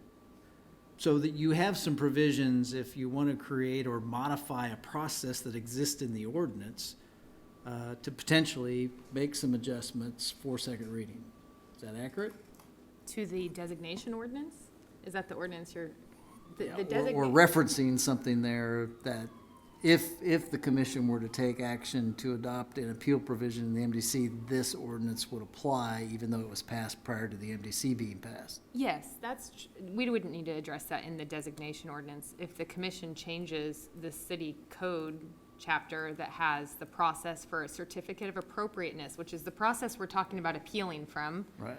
If you change that to have some appeal of that decision, which would be to the city commission incidentally, and then to a district court instead of going from the HRB to the district court, that process would apply to any existing historic district. So we would accomplish, I think, what the city manager's suggesting. Yes, in the future, if we change it, they would be able to go through that appeal. So you wouldn't need to have it in the Correct. second reading of the designation ordinance. Correct. But then Ron's basically asking, I mean, Linda doesn't want to do it. What do you think, Mark, on this particular topic? Yes. Okay. Yeah. So, and then what do you think? Can I have a clarification though, since to Commissioner Morris's point that this may not be the appropriate point? Well, unfortunately, this is the only time this has ever happened. And so there is only, it couldn't be more, in my mind, appropriate to be addressed. And since we're going to address the MDC, this part could be the appeal of that certificate of appropriateness for a designation. It's never happened before. And so adding it in that way. But you're talking about an appeal to the whole, not specific to the designation of the neighborhood. So it's not an appeal of the designation itself. It's an appeal of the certificate of appropriateness for the historic, within that district that is designated historic, has never happened. Because there hasn't been a designation of a local historic district. Correct. Right, so I'm saying this process doesn't exist, so there wouldn't be, it would be creating it new, adding it in as we do the first one, or to follow the first one. Is why this would be appropriate in the MDC. Does that make any sense to you? No. Okay. So We don't want to change the rules on the fly. In August or September, we're going to be finalizing the development code. That's just immediate in our terms, where ordinances are neglected for 20 years at a time. This is coming right up, so. Yeah, if I may, I'm not sure if that was clear, but the current draft of the MDC has that appeals process built into it. So that would be, already in there. The HRB had this conversation back in So what you're December, saying January. is the current draft has what we just recommended? Correct, yeah. Okay. So if you adopt the MDC And in what I'm August. hearing is that at least 3 of the commission agrees with that. I mean, Linda. If it's does going to November. be, if it's already in the draft, I'm just not willing to make changes like that on the fly in the middle of another discussion, when it's already in your recommendation. It's a matter of timing. That's what you're saying. If you want to pass a separate ordinance to amend Chapter 17.5 now, No. sure, but that change will be effective when the MDC is adopted, which we're expecting later this fall. I'm not interested in doing it now. I just wanted to be sure that the expectation was that at least 3 of the commission were going to take action to make certain that this compromise, as I laid it out, would actually take place. I think this kind of muddies up the conversation we're having right now. I feel like we're voting on two different things. So my intent on this particular discussion was to approve or reject. And if you reject, you state your conditions why. We already know that their MDC has an appeal process. That's a different discussion. That's not a discussion to be inserted into here. Then I feel like I have to vote on two different things.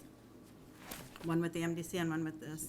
So if we're going to go with the discussion item that's in front of us as far as our approval or rejection of this, I didn't hear any caveats of, I will approve this if there's an appeal process in the MDC. That wasn't the actual motion or anything like that. I don't think any of us are against the appeal process. That's already inserted in the MDC, but that is a different vote at a different time, and probably not tonight.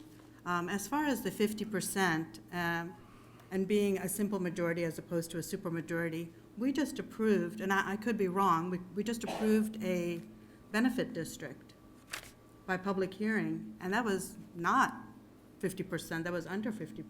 Set a date For a public hearing, and we took that action, and those property owners actually have to pay. Here, there isn't a cost involved to anybody.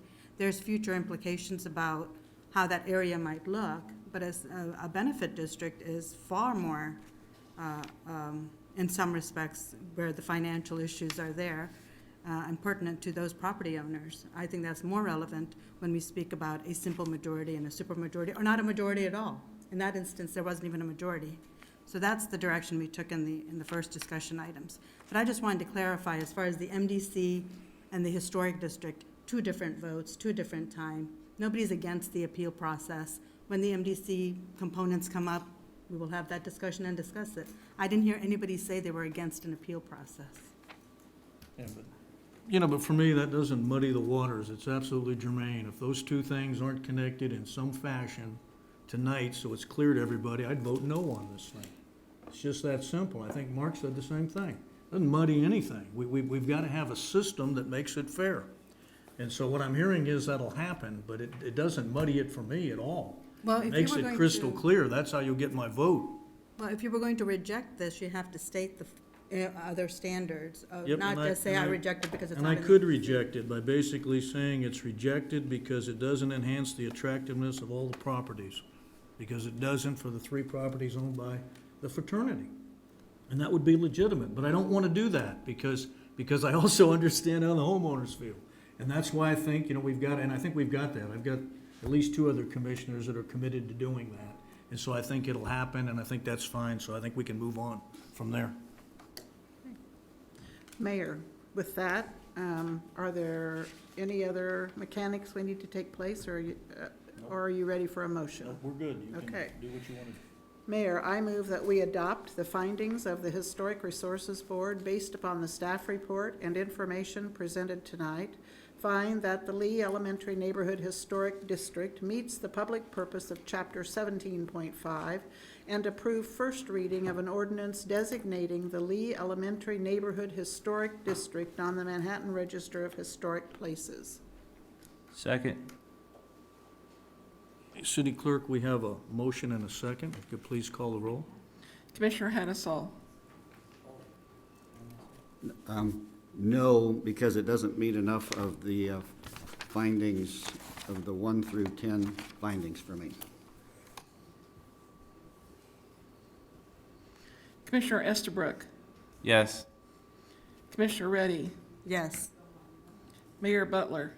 Okay, yes, with the caveats I put on there and what's going to happen between now and the second reading. Commissioner Morse. Yes. Motion carries 4-1. Okay, and we've been at this for a long time, so how about we take like a 10-minute break before we go into the last item on the agenda?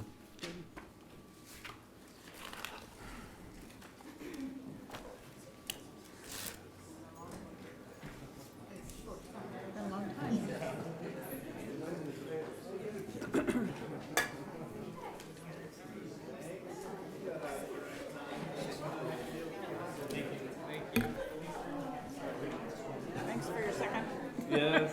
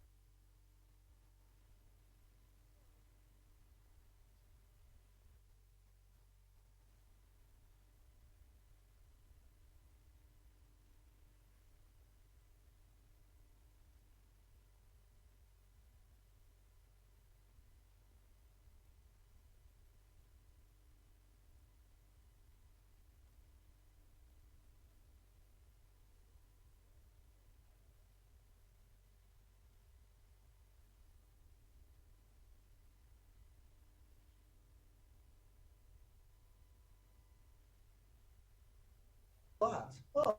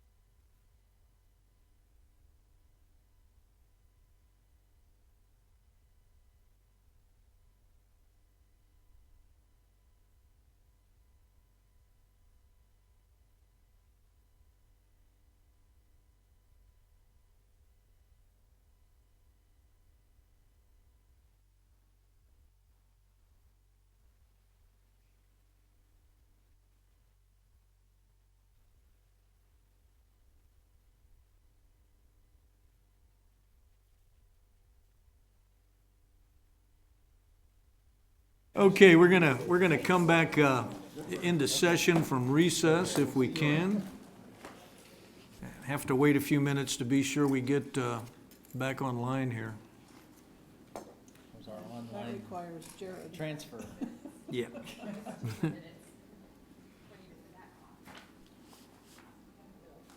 As soon as we can get back on broadcast, we'll. Oh, I had 10 minutes. He had it till 10:15, but. Go by your phone. The man of the hour, there he is. Can't function, Jared. Yeah, can you get us back alive there? Okay, we're out of recess and we will go to our the last item on the agenda for tonight, which is not an item that we'll be voting on. It's just a discussion item on short-term rentals. And Katie gets the pleasure of addressing this one too.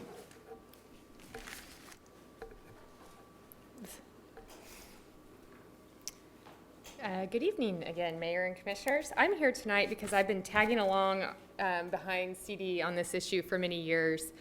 And we wanted to talk about, CD has brought to you the MDC and has talked about the land use aspects. Tonight what we're going to focus on is just general background on short-term rentals, some regulatory issues that we have between the different adopted codes that we already have in place, and then just to get some city commission input on next steps. So as the mayor said, there's no vote tonight. We're just looking for some input to return to you if that's your desire. Just as general background tonight, when we use the term short-term rentals, we're talking about the rental of a residence or dwelling unit for less than 30 days. Generally, a short-term rental is different from a B&B because the B&B will often provide food service, have an owner present, and the short-term rentals aren't held out as a B&B experience, which bed and breakfasts are. So that's just to give some terminology for tonight. What I put on this slide, I mean, we're all at this point very familiar with what short-term rentals are. They're definitely entrenched in our communities. The platforms have been around for a long time. What I put here was what are the commonly recognized benefits and drawbacks of short-term rentals. So I'm not suggesting that any of these outweigh each other, and that's really not the nature of the discussion tonight, but these are the types of issues and that the regulations are trying to address. The very short version is short-term rentals have the benefits to the community because they do expand the lodging options and the supply. They may be unique to and attract tourists for unique reasons, and they're a source of income for the property owner. The drawbacks have been ranged from affordable housing impacts, neighborhood impacts, stress on your infrastructure, public safety concerns, and then the cost to the public. And I just want to note this one separately. There are studies that have supported that short-term rentals, especially when they're unregulated, reduce the tax revenue that the city would receive from lodging, from traditional lodging. And then this is an interesting comment that I think is worth noting in several of the studies, that the externalities are borne by those not in the transaction, which means the people who benefit from the STR are the renter, the property owner, and then the person who rents it, who gets to experience that short-term rental. The negative side effects, the drawbacks of those are experienced by everybody else, not those two. And so that's something that sometimes these regulations take into account, that the benefits exclude everybody who's hurt by it and really vice versa. So that's an interesting comment. Nationally, the trends for STRs, as we have followed this for many years, and CD would have an even broader perspective, but the regulations that specifically regulate STRs, they're very common at this point around the United States. Initially, those regulations were really accommodating. They really wanted to allow short-term rentals as an option in communities. There's a shift now, especially in your vacation communities and your larger cities, to being more restrictive. There are bans in some communities. There's moratoriums on them. There's balancing acts, like what I'm describing, where there's a balancing act against the property benefits to the neighborhood through a regulation. And then there's plenty of communities that don't have any specific STR regulations. What the community has done with respect to STR, it depends upon the characteristics of the community. Do they even have many STRs? Have they had negative or positive impacts? It's important to note that if a city does not have any specific short-term rental regulation, the code and zoning regulations of that city still apply to the use. So it's not like they're completely unregulated. They would have to comply with residential code and zoning laws. So I have a list of policy objectives here. These are the types of policy objectives that governing bodies seek to address when they are adopting a short-term rental regulation program. There's a wide range here. I'm putting them up here for you as a reference for if there is a desire for the commission to receive a draft in the future of an ordinance that regulates short-term rentals. We can refer back to this and talk about the kinds of policy objectives that we want to accomplish with that regulation, because the actual provisions of the regulations should support your policy objectives. And you can see the policy objectives are similar to the drawbacks and the advantages of them. They, on one hand, are allowing some source of income balanced against those externalities. So that's a way to approach the regulation if that's the commission's desire. So why are we talking about this now? As I mentioned at the beginning, the short-term rentals exist in our community. They will be addressed in the MDC. And we are suggesting that now is a great time to merge our regulatory issues and merge the approaches in the zoning, the code, and then in the city codes. And I have this red question up there, what are STRs anyway? Because that's how our codes view STRs. Our building codes don't consider STRs as a distinct use. Our zoning code doesn't. The state of Kansas Department of Ag licenses for lodging and food establishments don't consider them separate.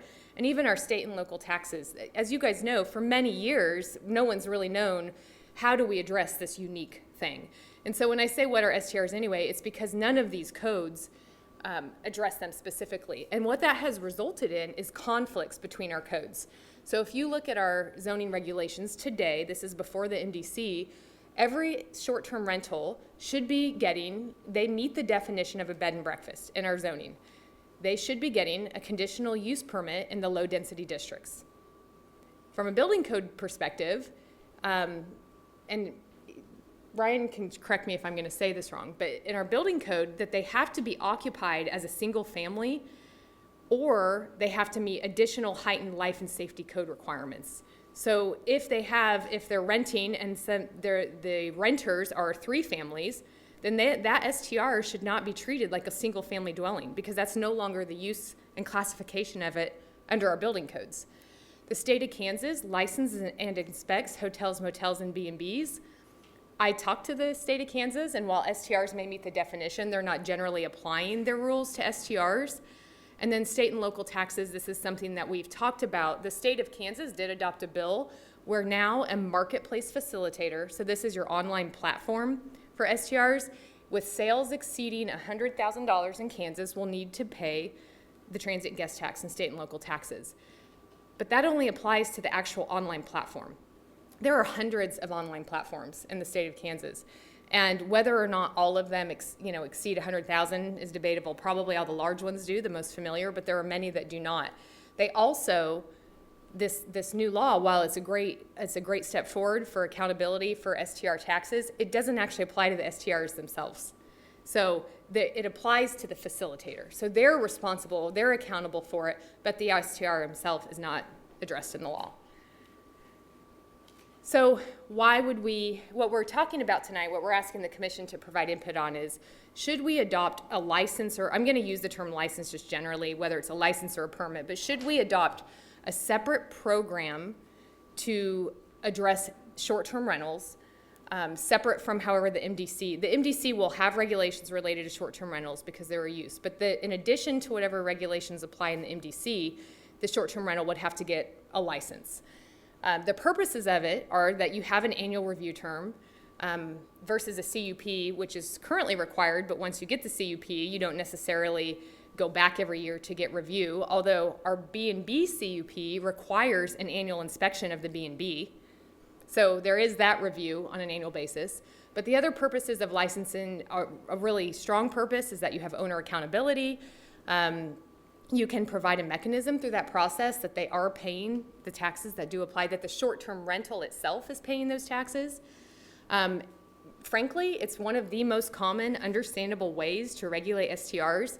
If the MDC and the MDC will apply, but if we solely regulate it in the MDC, which is a much improved version of our zoning regulations and much more understandable, it's going to be the regulations are going to be in different areas.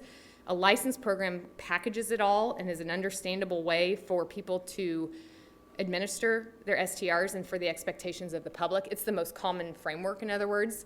Some of them include notice to renters of rules to increase compliance and reduce enforcement issues. That's very common. And then one thing that I would note is that it does provide an administrative remedy before prosecution is pursued. If it's a zoning violation related to a short-term rental, a zoning citation has to be written, and you'll be in municipal court. And the judge can only impose whatever fine is. It's currently up to $500 and/or 6 months in jail. The judge cannot require compliance or impose zoning changes. So if you have administrative remedies, you have a process by which you can have them comply with whatever the rules are, or else their license is suspended or eventually revoked, which is a common aspect of it. So those are the general purposes. We're actually 2/3 of the way through the presentation. I want to stop right there. The third part, I've broken down, I'll provide some details on other cities, regulations, and then broken down different components for input. But I want to see if there's any questions from the commission before we proceed to that part. How many bed and breakfasts do we have licensed? Two? 2 to 3. We have 2 in the city. So that's Anderson and you, Tim? You're the only 2 B&Bs. Well, we can ask city staff. Licensed. Yeah. Okay. 2? Yes, that's correct. So for short-term rentals, I don't think they provide breakfast, do they? It's just a rental. It's like an Airbnb. Is that what I'm thinking when we say short-term rentals? So typically they do not, but there's nothing to prohibit them from providing breakfast. A short-term rental could provide food. Okay. So one of the things I think, for example, if I try to think about as Uber and taxis were regulated, Uber isn't. Taxis end up kind of dying because they had more regulation than Uber does.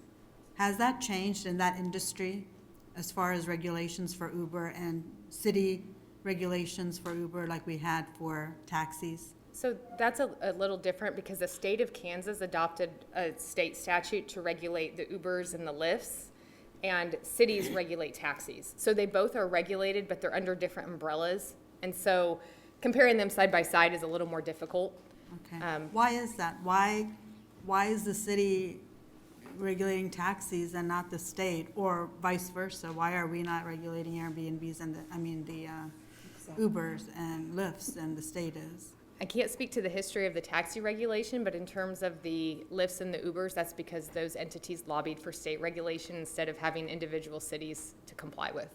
So that was a lobbying effort by those organizations, so they would have one statewide approach rather than individual cities. And that's not the case with the short-term rentals? It's city by city? It is city by city in the state of Kansas, correct. Thank you. It seems to me that short-term rentals are just in no man's land. They are not covered under the B&Bs. They aren't covered under the lodging or hotels. They're just out here in an undefined way. Commissioner, I would actually say it's the opposite. They do fit all of those definitions. That's the they problem. And that's the problem They because fit those both? because those definitions were not written for these types of uses and the issues that they create. And one thing I failed to mention before was, and I know the Commission's aware of this, but one of the policy purposes and one of the issues, referring to what Commissioner Reddy was saying, is that level playing field with hotels and motels. One of the reasons that, a short-term rental, from a zoning perspective, it is a commercial use in a residential district. And so the residential districts have not been created to accommodate those commercial uses. Hotels and motels are typically not located in residential districts, as we can look around our own city and see, because they're not considered compatible with the character of a residential district generally. That's why hotels and motels aren't in your single-family districts. The problem with a short-term rental from a regulatory perspective is it technically fits the definition of a B&B.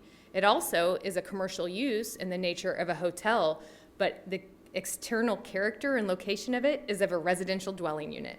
And so it does meet all of those requirements, but none of them were specifically tailored to short-term rentals, which is why the majority of cities that have short-term rentals have carved them out and recognize that they are their own unique use and their own character and not tried to fit them under these other things. And they've separated them from bed and breakfast. They're treated differently, and hotels and motels are treated differently, and STRs. But the goal of the STR regulation, among others, is to have similar treatment and to maintain the district character, not to allow a use in a district that's incompatible when you wouldn't allow a similar use in that district. Is short-term rental a home-based business? In some it could be under our definition. There are a couple cities in Kansas that view them as home-based businesses, and then they license them as that. If it's their home, I guess. That's correct. So to do that, the owner has to be a resident of the home, and that has to be their home. That is not the most typical approach to short-term rentals, though. Because the man across the street from me who wanted to put a little shop in his garage to repair chairs had to get had to go through a process to get his permit, home-based business. And in that case, they even ask, are there any objections from the neighborhood to something like that being located on your block or in your neighborhood?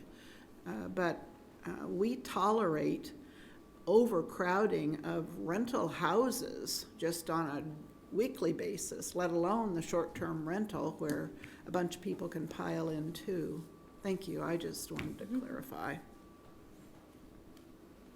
Any other questions? Okay. I did a quick survey of other cities just to give us some perspective on how we are treating STRs compared to them. As you can see, 6 of the cities, the majority, have an STR specific permit or license. can't include Ames, Iowa, because they have state law STR regulations, and that trumps local regulation. Manhattan, of course, we have none, and then Fort Worth actually has banned STRs in all residential areas. So they're prohibited in all residential areas by their zoning laws. So they don't need an STR regulation because they're not allowed. So as you can see, of the communities that could regulate in this area, we're an outlier from a Big 12 perspective. What about other universities or colleges and, the Regents institutions in our state? You've got Lawrence, but what about Hayes and Emporia and Wichita? Well, I have some of the Kansas cities, the 10 Okay. largest first-class cities on the next slide. Okay, excuse me. So, but that doesn't include a couple of those cities you referenced. I think the Big 12 cities and the college cities are good comparisons in the sense that they have the college population, and so they're more likely to have STRs. These are the 10 largest first-class cities in Kansas. Again, 6 of them have a specific STR permit license or registration. 3 of them, including Manhattan, have no specific, although I talked to Olathe and Mission, both of them told me they don't have the rules because they don't have, Mission said we have maybe 2 to 4 in the whole city, and we are going to address them in our comp plan, and Olathe said we have very few and we haven't had any issues, but we make them all follow zoning and code, and that's part of the reason that they haven't had any issues, because every single city up here requires only one family. And of course, there's varying levels of enforcement, but Olathe said they just treat it, they make them comply with all the single family rules, and they have very few, so it's not really been an issue there. So they're an outlier a little bit too. Interestingly, Wichita has a ban as well on STRs. They have a strange ban because they have 7 days. You can't rent less than 7 days in any residential district in the city of Wichita. Wichita had a fatal shooting at an illegal STR in a residential district in April, and they are looking at STR license and regulations to address them more specifically.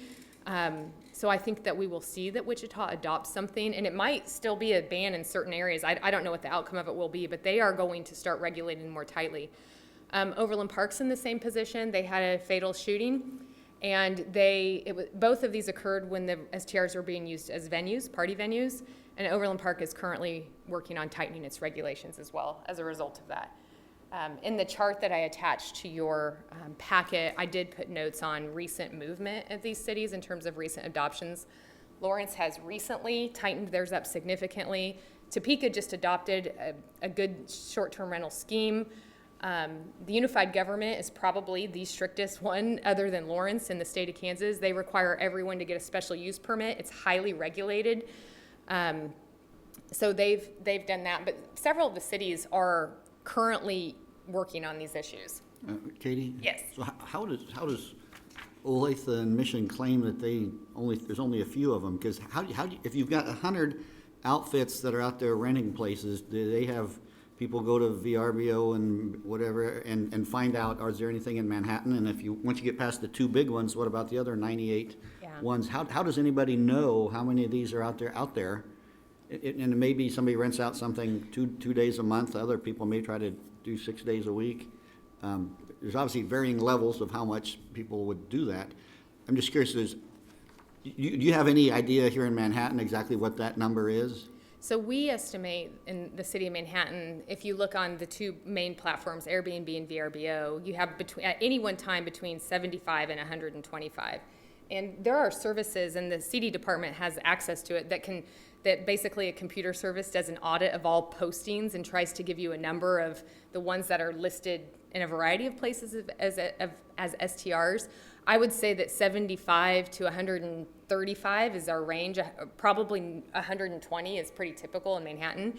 That doesn't seem like a lot, and it didn't to me until I looked at other cities. And I did look at Mission, and I just looked at because she told me on the phone, we maybe have 2 to 5. So I went to the 2 platforms and compared their actual city limits, and I think there were actually 2. She was right. Olathe, though, had a few more. I didn't initially think 100 sounded like much, but when you go to Wichita that has a ban, they had, at the time I was looking, they only had like 100, and that's a much larger city, and they're illegal there. They're illegal, but that's a much larger city, and we had an equivalent number as them, so I think that from the perspective of, if you compare the number that are listed to the population, we're on the high end in Kansas, not speaking beyond Kansas.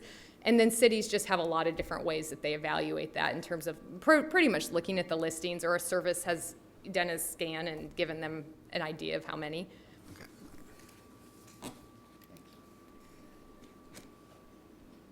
So I have in your packet, these 10 cities, I have provided a chart that has the major components, kind of the main components of an STR license permit scheme. And in your packet, I have shown what each city, how they approach those main components. If the city commission tonight is interested in seeing a draft ordinance to provide a license for short-term rentals or some type of permit, then what we would ask for is some feedback from the commission, some initial feedback on these provisions so that we can bring you some starting point. So if you want this item to proceed tonight, it's not saying yes to the ordinance or any aspect of it in particular. It's saying, yes, we want you to dedicate time to bringing us back a draft. Any input you can give us on that draft, we could produce a better result for you. So the next several slides are those components. And like I said, if you compare it to that chart in your packet, you can see what other cities do. And then you can see, you can give us some input on it. So I've also tried to summarize here on each slide those other cities. So for example, the most common, what is the term of a permit or license? Well, we're proposing to come back to you with an ordinance that would say 1 year. Of the 6 cities that have an STR specific, 3 have a 1-year term and 3 have a 2-year term. So I've tried to put distill some of that information to these slides so you could gain that perspective. But if we can go through these now, or if you want to discuss first whether you want to get some feedback, however the mayor would like to proceed with the discussion. It might be easier to just do it one slide at a time. That way I think you can keep it all straight easier. We'll stay focused on one slide at a time. Okay, that sounds, so this is probably the easiest slide of the night. The term and the fee, while it's always hard, the fee that, and again, you're not agreeing this is going to be the final result. The reason that we're initially proposing a $120 fee is that that's currently the fee to apply for a conditional use permit for a B&B. So it would be an equivalent fee. As you can see, the Kansas City's fees, they range dramatically. There's some who have an annual fee, some have app fees plus inspection fees. They have all kinds of things. So if there's any feedback on this as a starting place, I can go ahead and take that now. I have a question about why they need to be separate from B&Bs. And I know they provide different services, but we only have 2 B&Bs. So it doesn't, can't we just wrap them into one for simplification? I invited Chad Bender up here because I think he's best Chad, to we had to make it worth it for you to stay this late. I very much appreciate that. Before he says, I just want to say there is one city that does wrap them all together of all the Kansas cities, and that's Topeka, but the others do have separate uses, just for context. I was just curious, thanks. Good evening, Chad Bunger, Assistant Director with Community Development. As we have drafted the development code,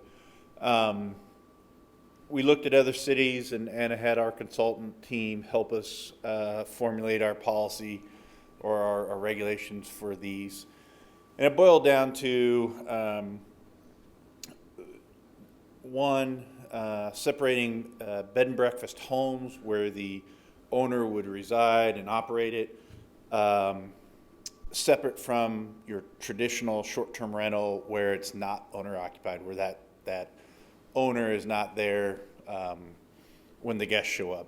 And viewed those differently in that we feel that the bed and breakfast home has that in-house resident, owner, manager that would be able to handle unruly customer or guests, and they provide that different service, whereas a traditional non-owner occupied short-term rental doesn't have that element, and so we separated them out.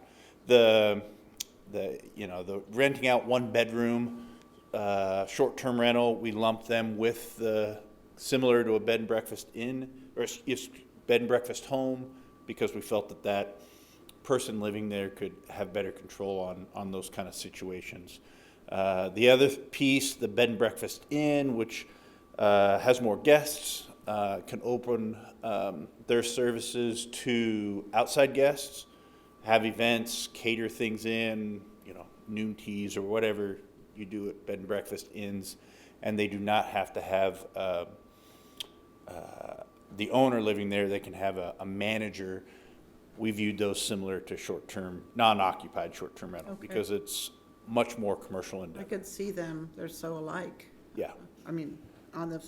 On their face, I think they're alike, and we very well, as Katie said, Topeka has lumped them all together. Yeah. We certainly could if that's your interest, but we separate them out, kind of the owner's there controlling the situation versus not, or more of a commercial endeavor with catered meals. Well, there's something wrong if we only have 2 licensed ones.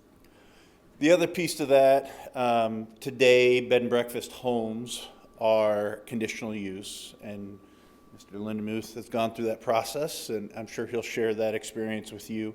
They're conditional uses.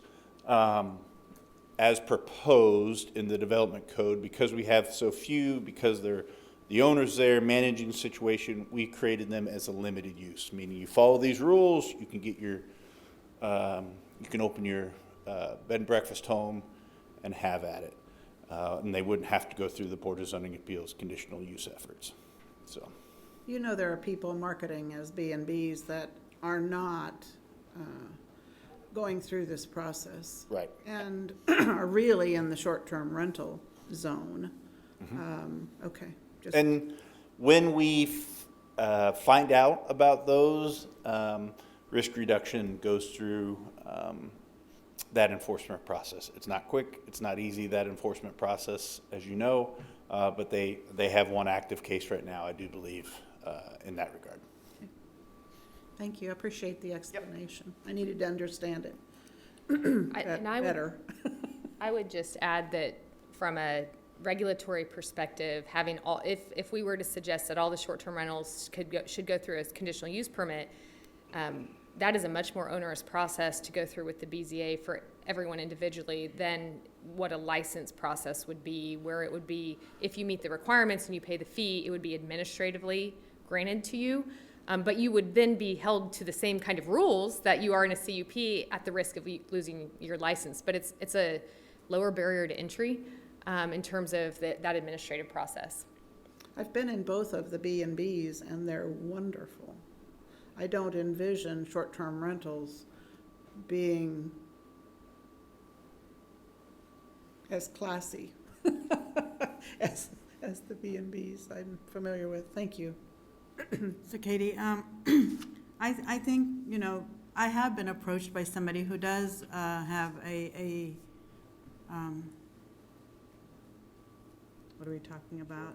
Short-term. No, not short-term, a B&B, bed and breakfast. And they wanted to move, but still have the bread and breakfast. But because of our process where the owner has to live there, made it a little bit more difficult.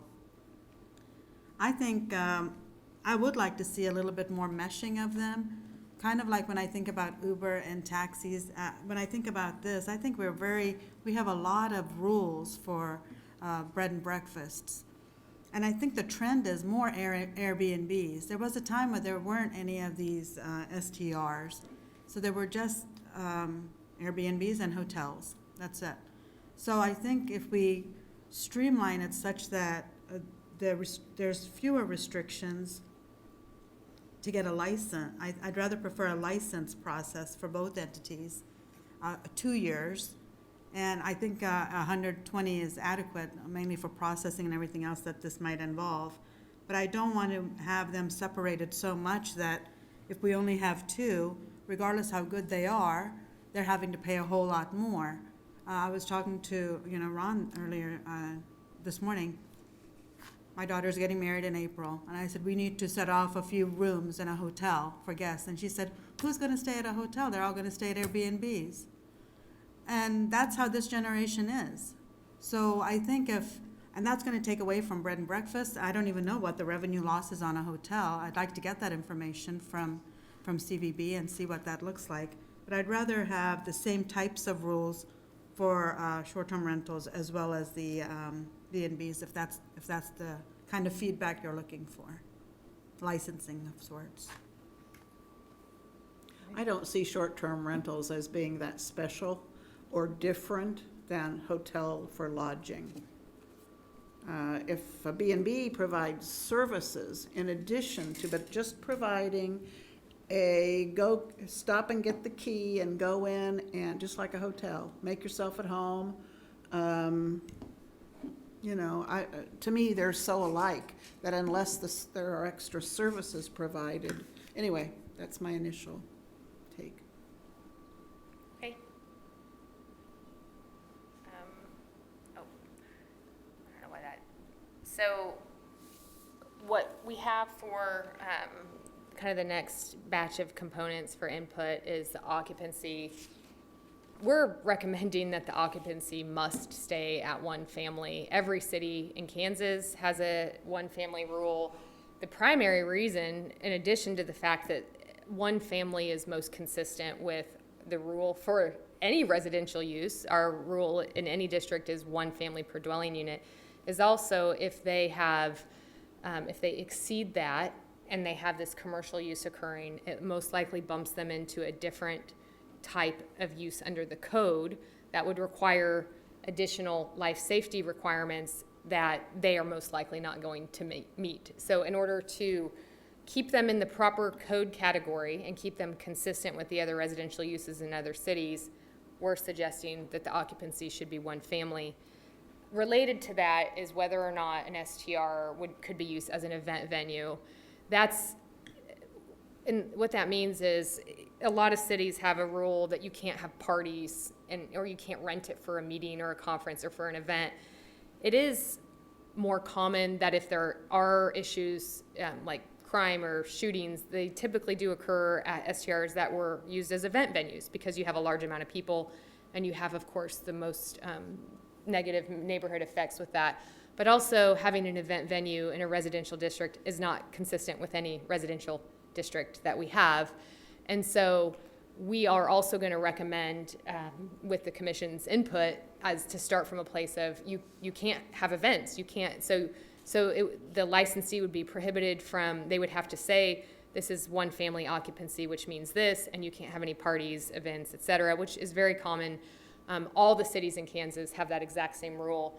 There would still be an option for a B&B to be an event venue. So Chad alluded to it a little bit, like if you're a bed and breakfast inn, or if you get some other, you can get the permission so that the bed and breakfast could host events at it. So there would still be an option for those venues to exist if they were in the B&B framework, but not if they're just a short-term rental. So we're recommending that we stay consistent with that and create that. If there's not any comments, I can move on. I know you still need to hear from the public as well. I think you'd have a hard time enforcing that in short-term rentals. Anyway. Cops would show up. Well, Neighbors will complain and the cops will show up. So one of the most common requirements that we'll get to is that the short-term rental should be required as part of the license to post, and we've talked to staff about this, their city license number, and they're required to say in the listing the occupancy, and they're required to say no parties, events, et cetera. That is an easy thing to enforce. We just have to look at their listings and see if they're compliant. That's going to take care of, that's going to be a preventive measure to take care of some of the issues. There will always be the possibility that you'll have someone not follow the rules. But what will occur then is you have the owner having an incentive to not allow those things to occur and having a penalty if they do. So enforcement, every law has enforcement and an enforcement scale, but you can put things in these ordinances so that you're more likely to get compliance other than just responding to complaints. So moving on, we're not recommending any interior or exterior inspections as part of the license, as from the starting point, the draft for you all. Just for context, only Lawrence has interior inspections of STRs, and there are 4 cities that do exterior before they issue the license, and they just look for really general code things, general kind of aesthetic issues. But obviously only one city has an interior. So we're recommending, at least if the commission wants us to see a draft, that the first draft not include any inspections of STRs, unless the commission has But any. bed and breakfasts will still need to be inspected, because that's the current code. So that's under the current code, but under the MDC, B&Bs are a limited use in certain districts, and as a limited use, they would not be required to be inspected. They're required to be inspected as a condition of the conditional use permit that's currently in place. They need to be inspected, okay. So they wouldn't be under that from the city. The last several things, these are just miscellaneous regulations that are in there. I've kind of addressed some of them, that you post the occupancy limit, that's really common.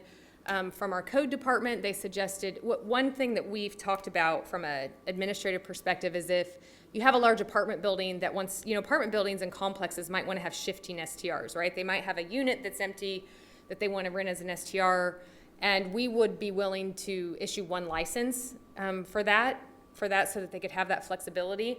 But there would need to be a limit that only no more than 10% of their units could be STRs, because that would boost them into a different type of use and occupancy under the code. So they then would be more like a hotel or motel instead of an apartment complex. So that keeps them under the same code as the residential apartment uses. We would, of course, require local contact. That's very common. And then some kind of tax verification. There's only one city in Kansas that does this now, and it's the unified government, so it's them, and they require it as part of their CUP, where you have to provide verification that you're paying the appropriate taxes for the unit. If we have an annual renewal, then each time that they renew, they could be required to submit that. Yes. That's their tax number? Property Their- tax paid. That they paid their property tax, They provide what are they tax. verifying? Yeah, some tax receipts for their payment of taxes for the Property year. tax, Yes. okay. Thank you. And I can look at the form of that for the UG, but they require that as part of their CUPs. Thank you. I agree. I think they should. And then, and the best way to get that compliance is to have it on a annual basis, unless you're okay with it every 2 years. But if you want to know from an annual basis, then to see it every year, you'd have to do it annually. The last one that is growing more common, even in Kansas, is to have a 500-foot separation between non-owner occupied units, STRs, and low-density districts. So what that means is if we issue a license for an STR in an R1 and an R2 district, we couldn't issue a license for one on either side, because that would be within 500 feet of the first license. There would have to be at least 500 feet between them. That is, like I said, I think it's Topeka, Lawrence, and a couple other cities. Topeka and Lawrence have it for sure. What that does is that is a strategy to maintain the character of the low-density districts. It's also an affordable housing strategy, so that the whole neighborhood doesn't turn over to STRs. So that has been the policy reason behind that, and that's something that we would start with the discussion on. And then there's some other first-class cities miscellaneous regulations. Some of them have specific parking regulations where you have to have so many off-street parking based upon your number of bedrooms. Some have a rule that you can't have any separate exterior entrance to the unit itself, because then you're creating two units. So there's just some various other things mentioned. So we would recommend the proposed miscellaneous provisions being incorporated in the license at this point for your discussion, because we think that some of these things meet those policy objectives that we've heard the commission want to address. So I don't know if there's any strong feelings on any of those, or if they're okay just to incorporate at least in the first draft. Are you talking about all of the bullet points from both the Kansas City first class as well as proposed? Our proposed ones. Our proposed. Yes. Parking is always an issue. Parking would be in ours too, right? We can add that. Yes, that's. I wasn't sure how that fits in. One of my questions that popped into my head, and before it pops out, I need to ask it. Are some of our landlords, which usually rent out to students, because we've had a decreased enrollment, are they using those as STRs as well? And how would you monitor that? How would you know? I'm sorry. Is it okay? Okay, I'm sorry, Commissioner. The computer just said that the meeting was idle and not working, so I was momentarily distracted. I apologize. No. I was just wondering how, if landlords, which typically rent out to students, if they're using some of those apartments now as STRs. And does that fall into this structure, or? Yes, they would need to. So if they're going to, if any property owner is going to use a dwelling unit as an STR, they're going to have a license before they do that. So if there's someone who is filling the gap between students as an STR 1 month of the year before they do that, they're going to have an STR license. Like, how would we be able to track that? Do we just Google it and see how many we have in Manhattan and who's advertising, or how do you know? There is a service. I don't know, Chad, I don't know if he wants to come back up here, but we would have to review listings in order to discern whether there are some that are unlicensed, and that is an enforcement strategy of a lot of cities, but there are services that will do that for you. So, yeah, you answered it. I didn't know why well, I didn't, you know more about the service. I thought you already we have for the research of this topic for tonight, we subscribe to a monthly thing that we'll probably end up canceling soon, but there are a number of services to help cities regulate this. They're not cheap necessarily, so that is an issue or a topic, but yeah, there are a couple of different sources that we can either sleuth ourselves or hire a third-party vendor to do the research for us. Not to put you on the spot or anything, you mentioned inspections previous, and I recognize you should not know the MDC at this point, front and back, so don't take offense to this. Yeah. In the limited uses for short-term rentals, there is a note that they should be licensed and inspected per the city code of ordinance. So there would be, as long as the city code of ordinance has those stated, the limited use would say that it needed to be inspected and licensed. So Chad, when you say there's a cost to get this information about what we have, what is that cost? It varies, I'm sure, for how aggressive a community wants to be and how much information. I've sat in on a couple of different sales pitches, and it was for a community our size and number of units, if you will, we have.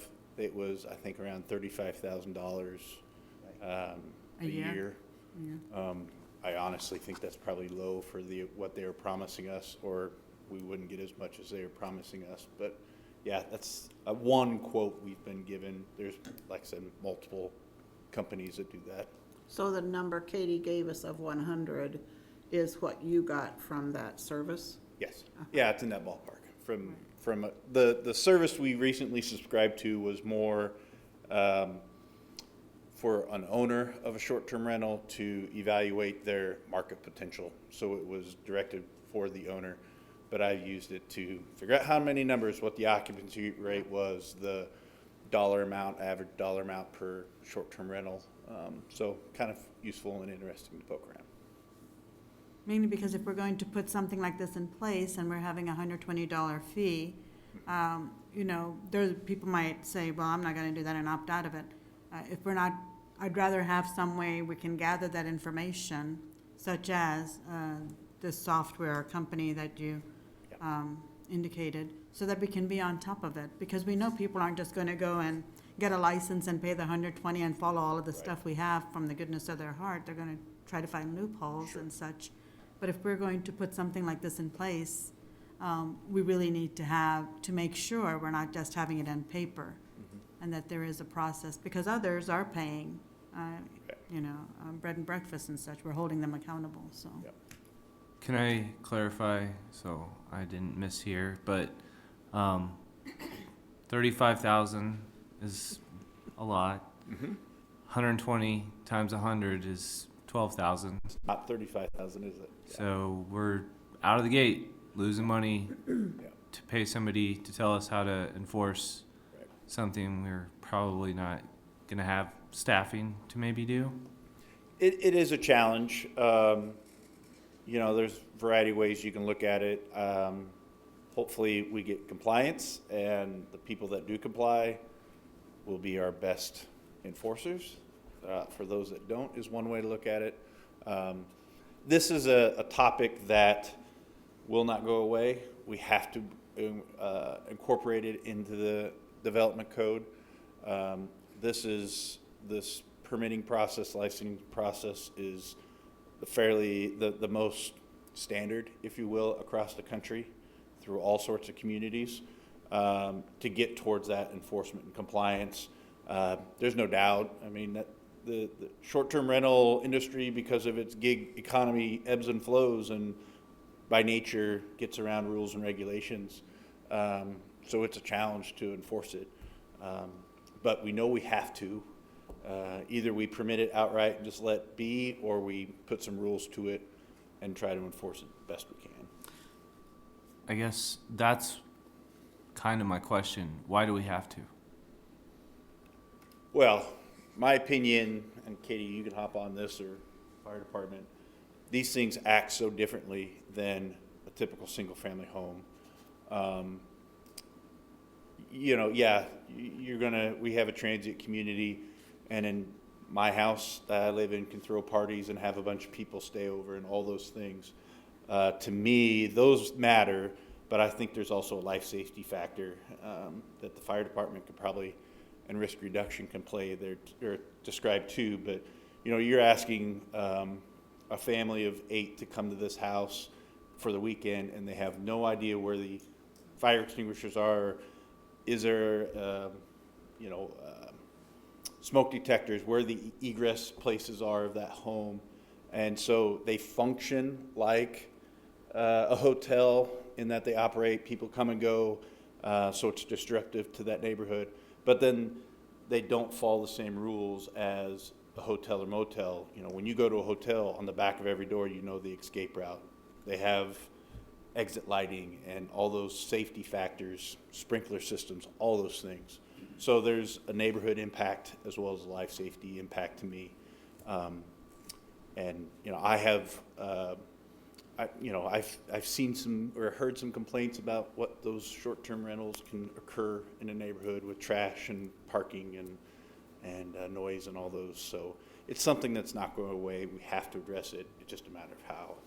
And this is the most standard approach across the country. It's coming to a neighborhood near you. Probably already I mean, is. it's isolated. It's in this in this area one time and over in another. It moves around as the people make choices, and it is disruptive.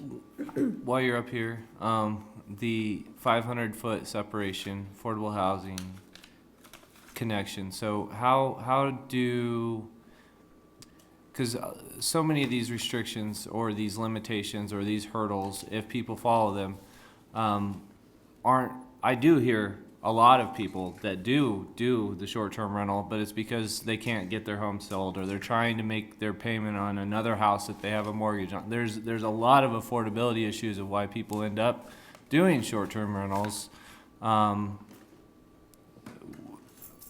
are some of the other balances? That 500-foot separation, I guess, is a way to prevent a developer or somebody that's almost acting as a developer to use a lot or a neighborhood as their short-term rental properties. But what about the 100 people that are using our system as a way to make pay their bills? Right. Yeah. The 500 foot is really to avoid oversaturation of a block or a small, a neighborhood area. So you don't have one maybe tolerable, 5 probably drives you nuts if you're that homeowner living there or that tenant living amongst them. To the affordable housing topic, I think it is definitely a good business strategy for that landlord or that person trying to make ends meet. But I think what has been found across the country is people quickly realize how profitable it is, especially if you're in an appropriate community. Like Katie was saying, we have 120, Wichita has 100. They're however many times more than us. So we apparently have an appropriate community for short-term rentals for a variety of reasons. And so that becomes far more profitable to rent it out 2 times a month rather than giving it to a college student or someone from Fort Riley. because it is more profitable. So it gooses those prices up for that, for the rental as well as the resale value, or, you know, it becomes almost as competitive as we've heard across the country. I can't say I know the exact research from Manhattan, but the general sentiment is short-term rentals goose up home prices and rental prices because they are so profitable. One of the things I would like to see is that we charge the transient guest tax because they're competing with the hotels. Right. Doing the same service as a hotel. And to me, that would be important to be one of these criteria. I also wonder about parking. As you look at these ordinances from other places, what do they do with parking? I mean, I don't want people just piling in on the street. Right. In a neighborhood and kind of taking it over, I guess. I know, you have anything to that on a slide? I could say what we have proposed in the development code. Sure. I don't know Go what. ahead. So what we've proposed thus far is treating it like a single family home. So you need 2 parking spaces plus a third space for every guest room. So it's more than a single family house. So if you had a 3-bedroom guest house, or, you know, 3 bedrooms in your home, you would need to provide 3 spaces instead of 2 for the. What about the one that says no separate exterior entrance? Are you recommending that? I'd have to go back and look. I think it states in there that it needs to remain as a residential character. Okay. As a house, but I don't know if we specifically, but that's a pretty simple one that we could plug into the door. That would be all, the entrance and the one entrance, or, you know, and I mean, I don't know, that becomes a hotel with. Sure. Or at least the opportunity to make it I mean, into yeah. multiple dwellings. Some hotels have individual doors, however. They aren't all a big building. Yeah. Okay. So I was waiting for the next slide that talked about the transient guest tax. So, you know, obviously, we're not gonna make any money on this deal, on registration and licensing. The big money would be the TGT, so, but the thing with that is, I guess that all, if you collect transient guest tax, you sort of have to collect the whole sales tax thing, right, or not? At the platform, platform level. So typically, so it's complicated. Yeah. It's nothing we can require because we don't collect it. So we don't have any ordinance that charges it. It's a state revenue source. The state collects it and the state remits it. I think the current legislature has actually complicated that by giving the $100,000 threshold, especially for an STR. You know, so if they're on one of the platforms that the state has an agreement with, like Airbnb, that and I assume that's volume for the whole state, then that's probably not an issue. But if you really think about it, it's not going to generate even the 100 homes. It's if they're acting like a hotel that rents every night, which is pretty unlikely. Those revenue streams are not going to be that high compared to a 300-room hotel that does rent every night. Right. And not enough to justify hiring somebody to sit around and hassle people about this whole process, probably. Do B&Bs pay the transient guest tax? Yes. Yes. So the 2 B&Bs we have pay it. I'll explain, no. Oh, What? okay. I can't hear you. I guess we'll have public comment on that issue. Okay. He'll be talking, I'm sure. Okay.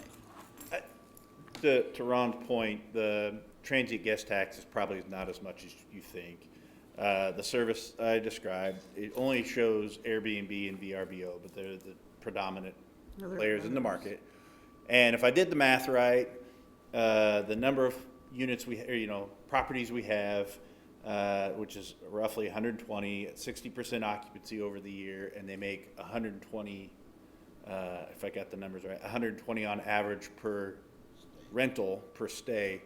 If I did the math right, we're only making about $1,000 ish. So we're not making a bunch of money off, but I fully agree on the level playing field with other lodging I just providers. think we level it out, and if we're only collecting the platforms anyway, Right. What about privatizing it? I'm glad you asked Are that. any cities doing that? I was going to bring that up. If when we return with this ordinance, part of the information that we would provide to you is more information on how the fees and the staff resource, how the fees support the staff issues. And there are, one of the options, there are services where it's fully privatized. Yeah.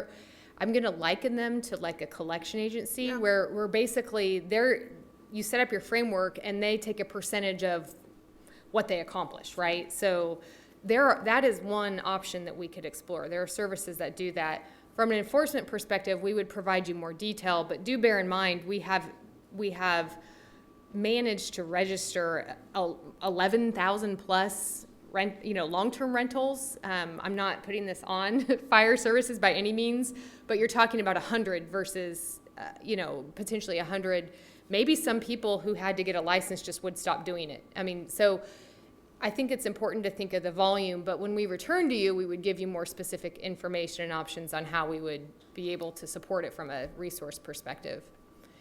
And from an enforcement perspective, I mean, there's really not a law that's 100% enforceable. I mean, we have traffic laws, even though the vast majority of traffic infractions are not enforced because it's impossible to enforce.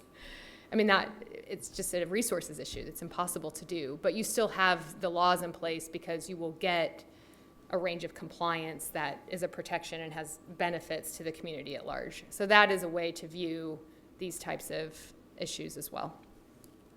Katie, thank you for the explanation about the privatization. Why do we have so many?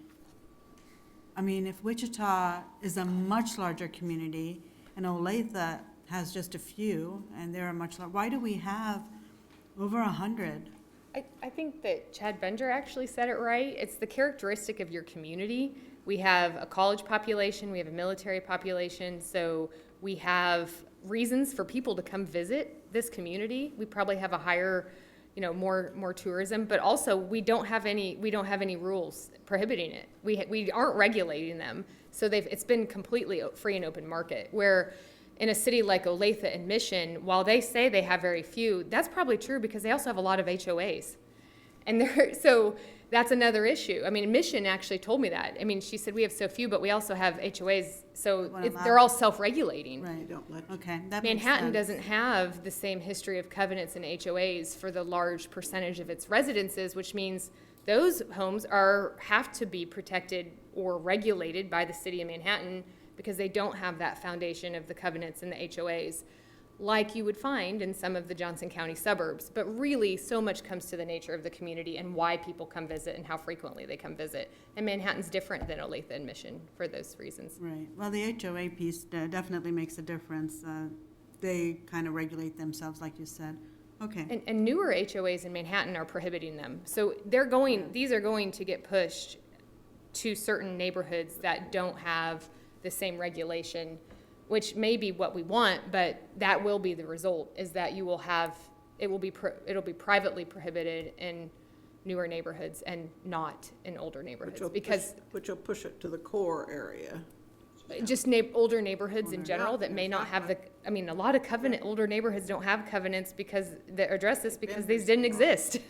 Or they just didn't have an HOA because of the time they were formed. It's really just a function of when the neighborhood was built more than anything. And is the state looking at any kind of regulation on this? Not that I haven't heard any legislators ever bring it up. It's really, with the exception of Iowa, I mean, it's really been a local, city by city. Predominantly a locally managed issue. There are a few states that have done certain things to restrict cities, or that they've put in, so it's not, there are a few, but that's the minority approach. The majority approach is that the local governments are responsible for it. It'd be good to have some consistency. So earlier, proposed MHK, single family, my favorite topic of occupancy in the four-person rule would apply as in these situations. What if it's a home that's it has 8 bedrooms? Clearly, you're gonna wanna rent that out to maybe more than one family. But this would prohibit that as proposed. That would be prohibited because if they did that, they would have to put in place code requirements that single-family residence doesn't currently meet. So it would also give them an advantage to use their property in a way that a long-term rental can't use it, and that a owner occupant can't use it. So you're giving this privilege to a use that the others don't have, but also then they're going to be out of compliance with, potentially with the code from a risk reduction standpoint.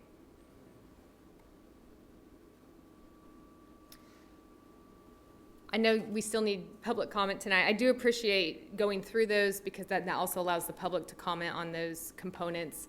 But our next steps, just after you have public comment and any more commissioner feedback that you might have following that, just a reminder that if your direction is a yes tonight, we're not voting, but your direction is move forward. It's not a commitment to adopt an ordinance. We're just looking for, hey, put some staff time into this, give us some research back and a draft ordinance. And here's some ideas of what we can put in it so that we can return you something that you feel generally represents your input. If you don't want it to move forward, then we wouldn't be pursuing an STR separate license at this time. But again, remember the MDC will be regulating short-term rentals to a degree. So what we're talking about tonight, is a layer on top of that.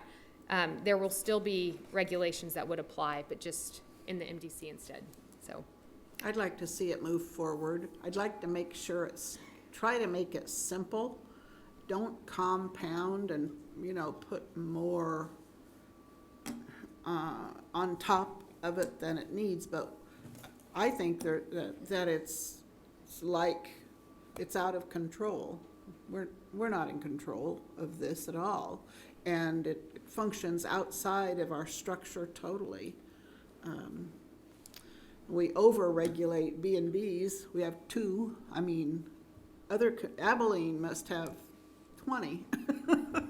I'm just saying anyway. All right, I guess we should take public comment. Is there anyone out there that would wish to make a comment on this topic?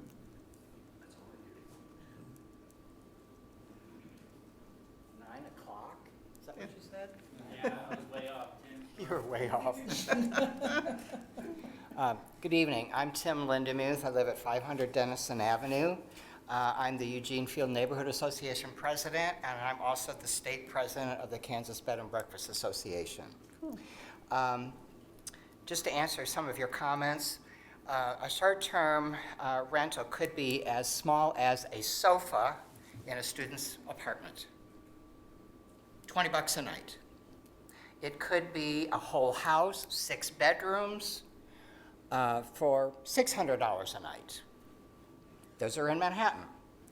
I would estimate more than 100 Airbnbs in this college town.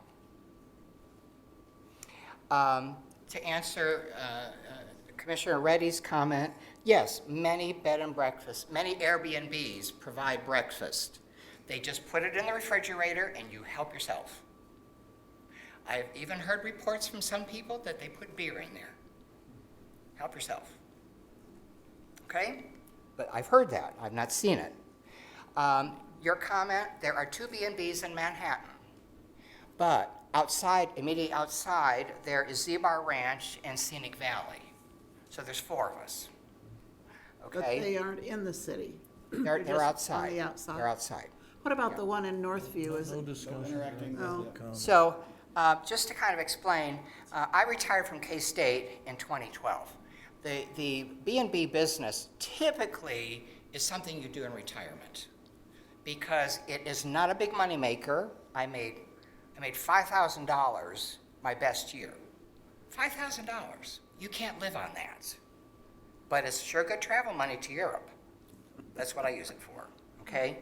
But the B&Bs that are in for big are 8 rooms or more. 8 rooms or more. Some are 25. Okay, so I applied I retired in 2012. I had my first guest at Morehouse Bed and Breakfast in August of 12. I started the process in the spring of 11 by going to Chad to apply for a conditional use.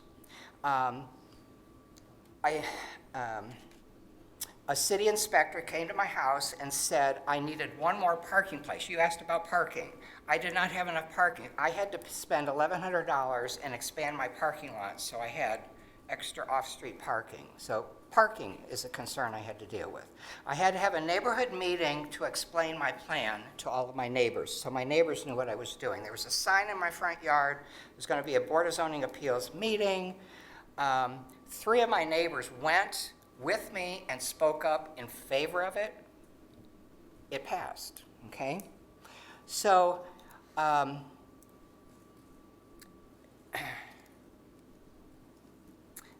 year before I opened, the executive director of KBBA toured my house and made suggestions on how I needed to change my house to accommodate guests. I was not familiar with the travel industry, so she helped me. So then in February 21, the Manhattan Fire Department inspector came to my house for my annual inspection. I am inspected. I asked him, are you going to the guest house at the corner of 17th and Fairchild? No, they're not on our list. But yet there's a big sign, hey, rent me. He's not inspecting them. So are they being inspected for safety? I don't know. Tonight you're talking about rentals of 30 days or less. I will tell you that there are people that need more than that. Maybe they need 60 days or they need 40 days. KU students from med school come to the Via Christi for short-term intern, and they need short-term, not a half a year or a year. I'm talking about, a couple weeks. And this is important, the state of Kansas states that a bed and breakfast, with 1 or 2 guest rooms does not have to collect the sales tax nor the transient guest tax, and I do not. And that's why I spoke up, because I don't think you're given the right information. Okay. Excuse me. We're right there. So a bed and breakfast with 3 or more guest rooms must collect the transient tax by state law. And a bed and breakfast with 4 or more guest rooms must collect state and transient tax and submit that to Topeka. Now, the 2020 Kansas legislature passed that the third party who collects the guest fees must also pay Kansas Department of Revenue applicable sales and transient guest tax. That started January 1st of this year. One more minute. I have more good information to give you about taxes. Okay, that's fine, but we need to stick with our rules. understand. We're also pushing on our limit of midnight, too, for the meeting, before too long. Is there anyone else that wishes to make public comment? Hey, since I'm here. Kevin West, 321 North 16th.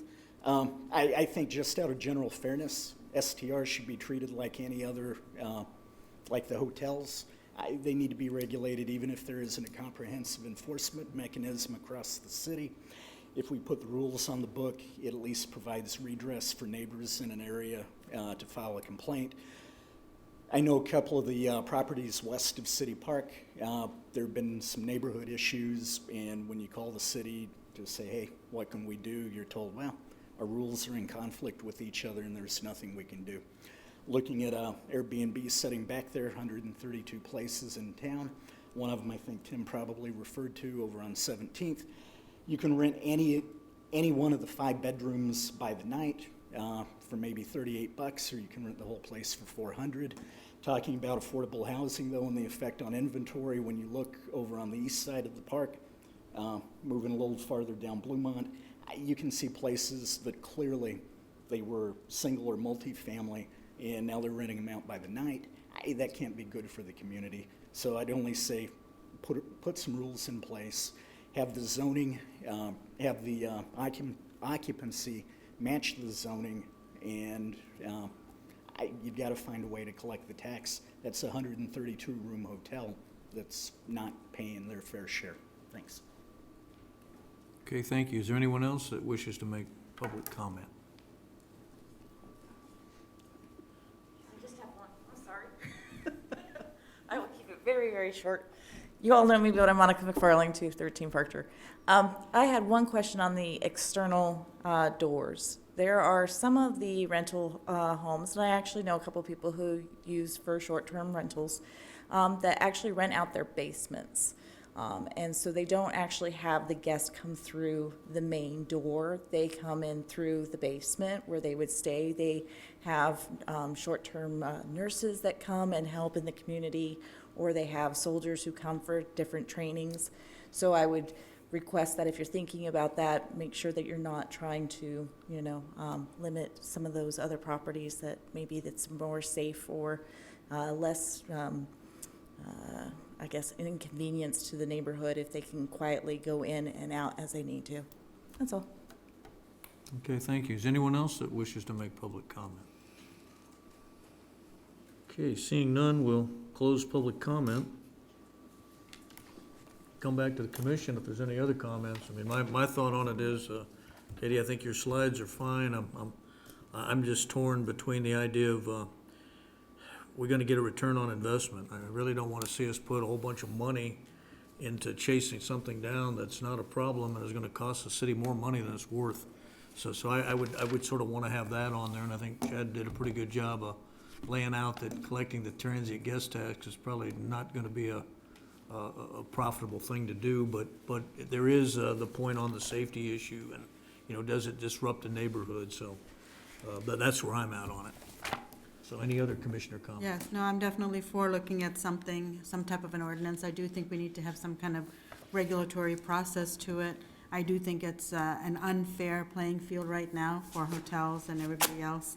I like the points you've made, and I think we can work within those parameters that you suggested and make it not too burdensome, not only for Airbnbs, for STRs, but in general. We want to be a welcoming community. We want to have, people to have options for what kind of place they want to stay for a night, for 3 weeks, for a month, whatever it is. We want to give them some options, but we want it to be safe, and we do want some regulation in there as well.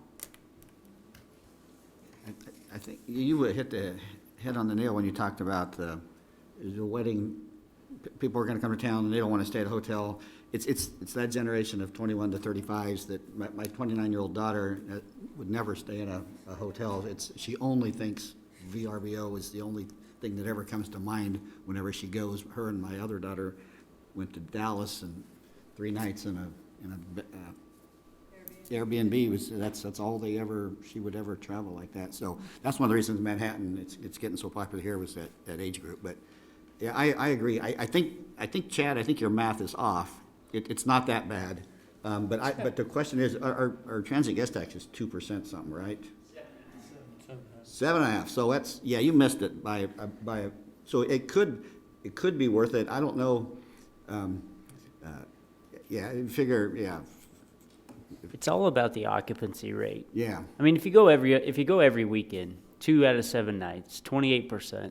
If there's 100 of these things and they're charging $120 a night, you're going to be anywhere from $150,000 to $225,000. Yeah. So that's, and I don't. The thing is on stuff like that, does it have to go through the state first and then come back to us? So, I would keep looking at how that might work, because if that'd be the only way this thing is going to cash flow and not be a big money pit trying to solve it. So either we try to figure out the transient guest tax part, or just provide some regulation at a minimum, so that, like you said, Kevin said, that you could at least give the neighbors some enforcement thing when there being a problem. There's got to be something in place to address that. I repeat, I just think I'd like to keep it as simple as possible. I don't want you to add complications to it. I don't know what that means. I hope some city has a good model that we can follow and we don't have to recreate the wheel. I am a smidgen above not interested. So that is, if you can cash flow it and find a way to make it work. Otherwise, we have a lot of things that I think are going to take staff time and money to do that would come way ahead of this. Okay, since this is a discussion item, no motion is needed, and thank you for attending our marathon session tonight. And the meeting is adjourned. Thank you.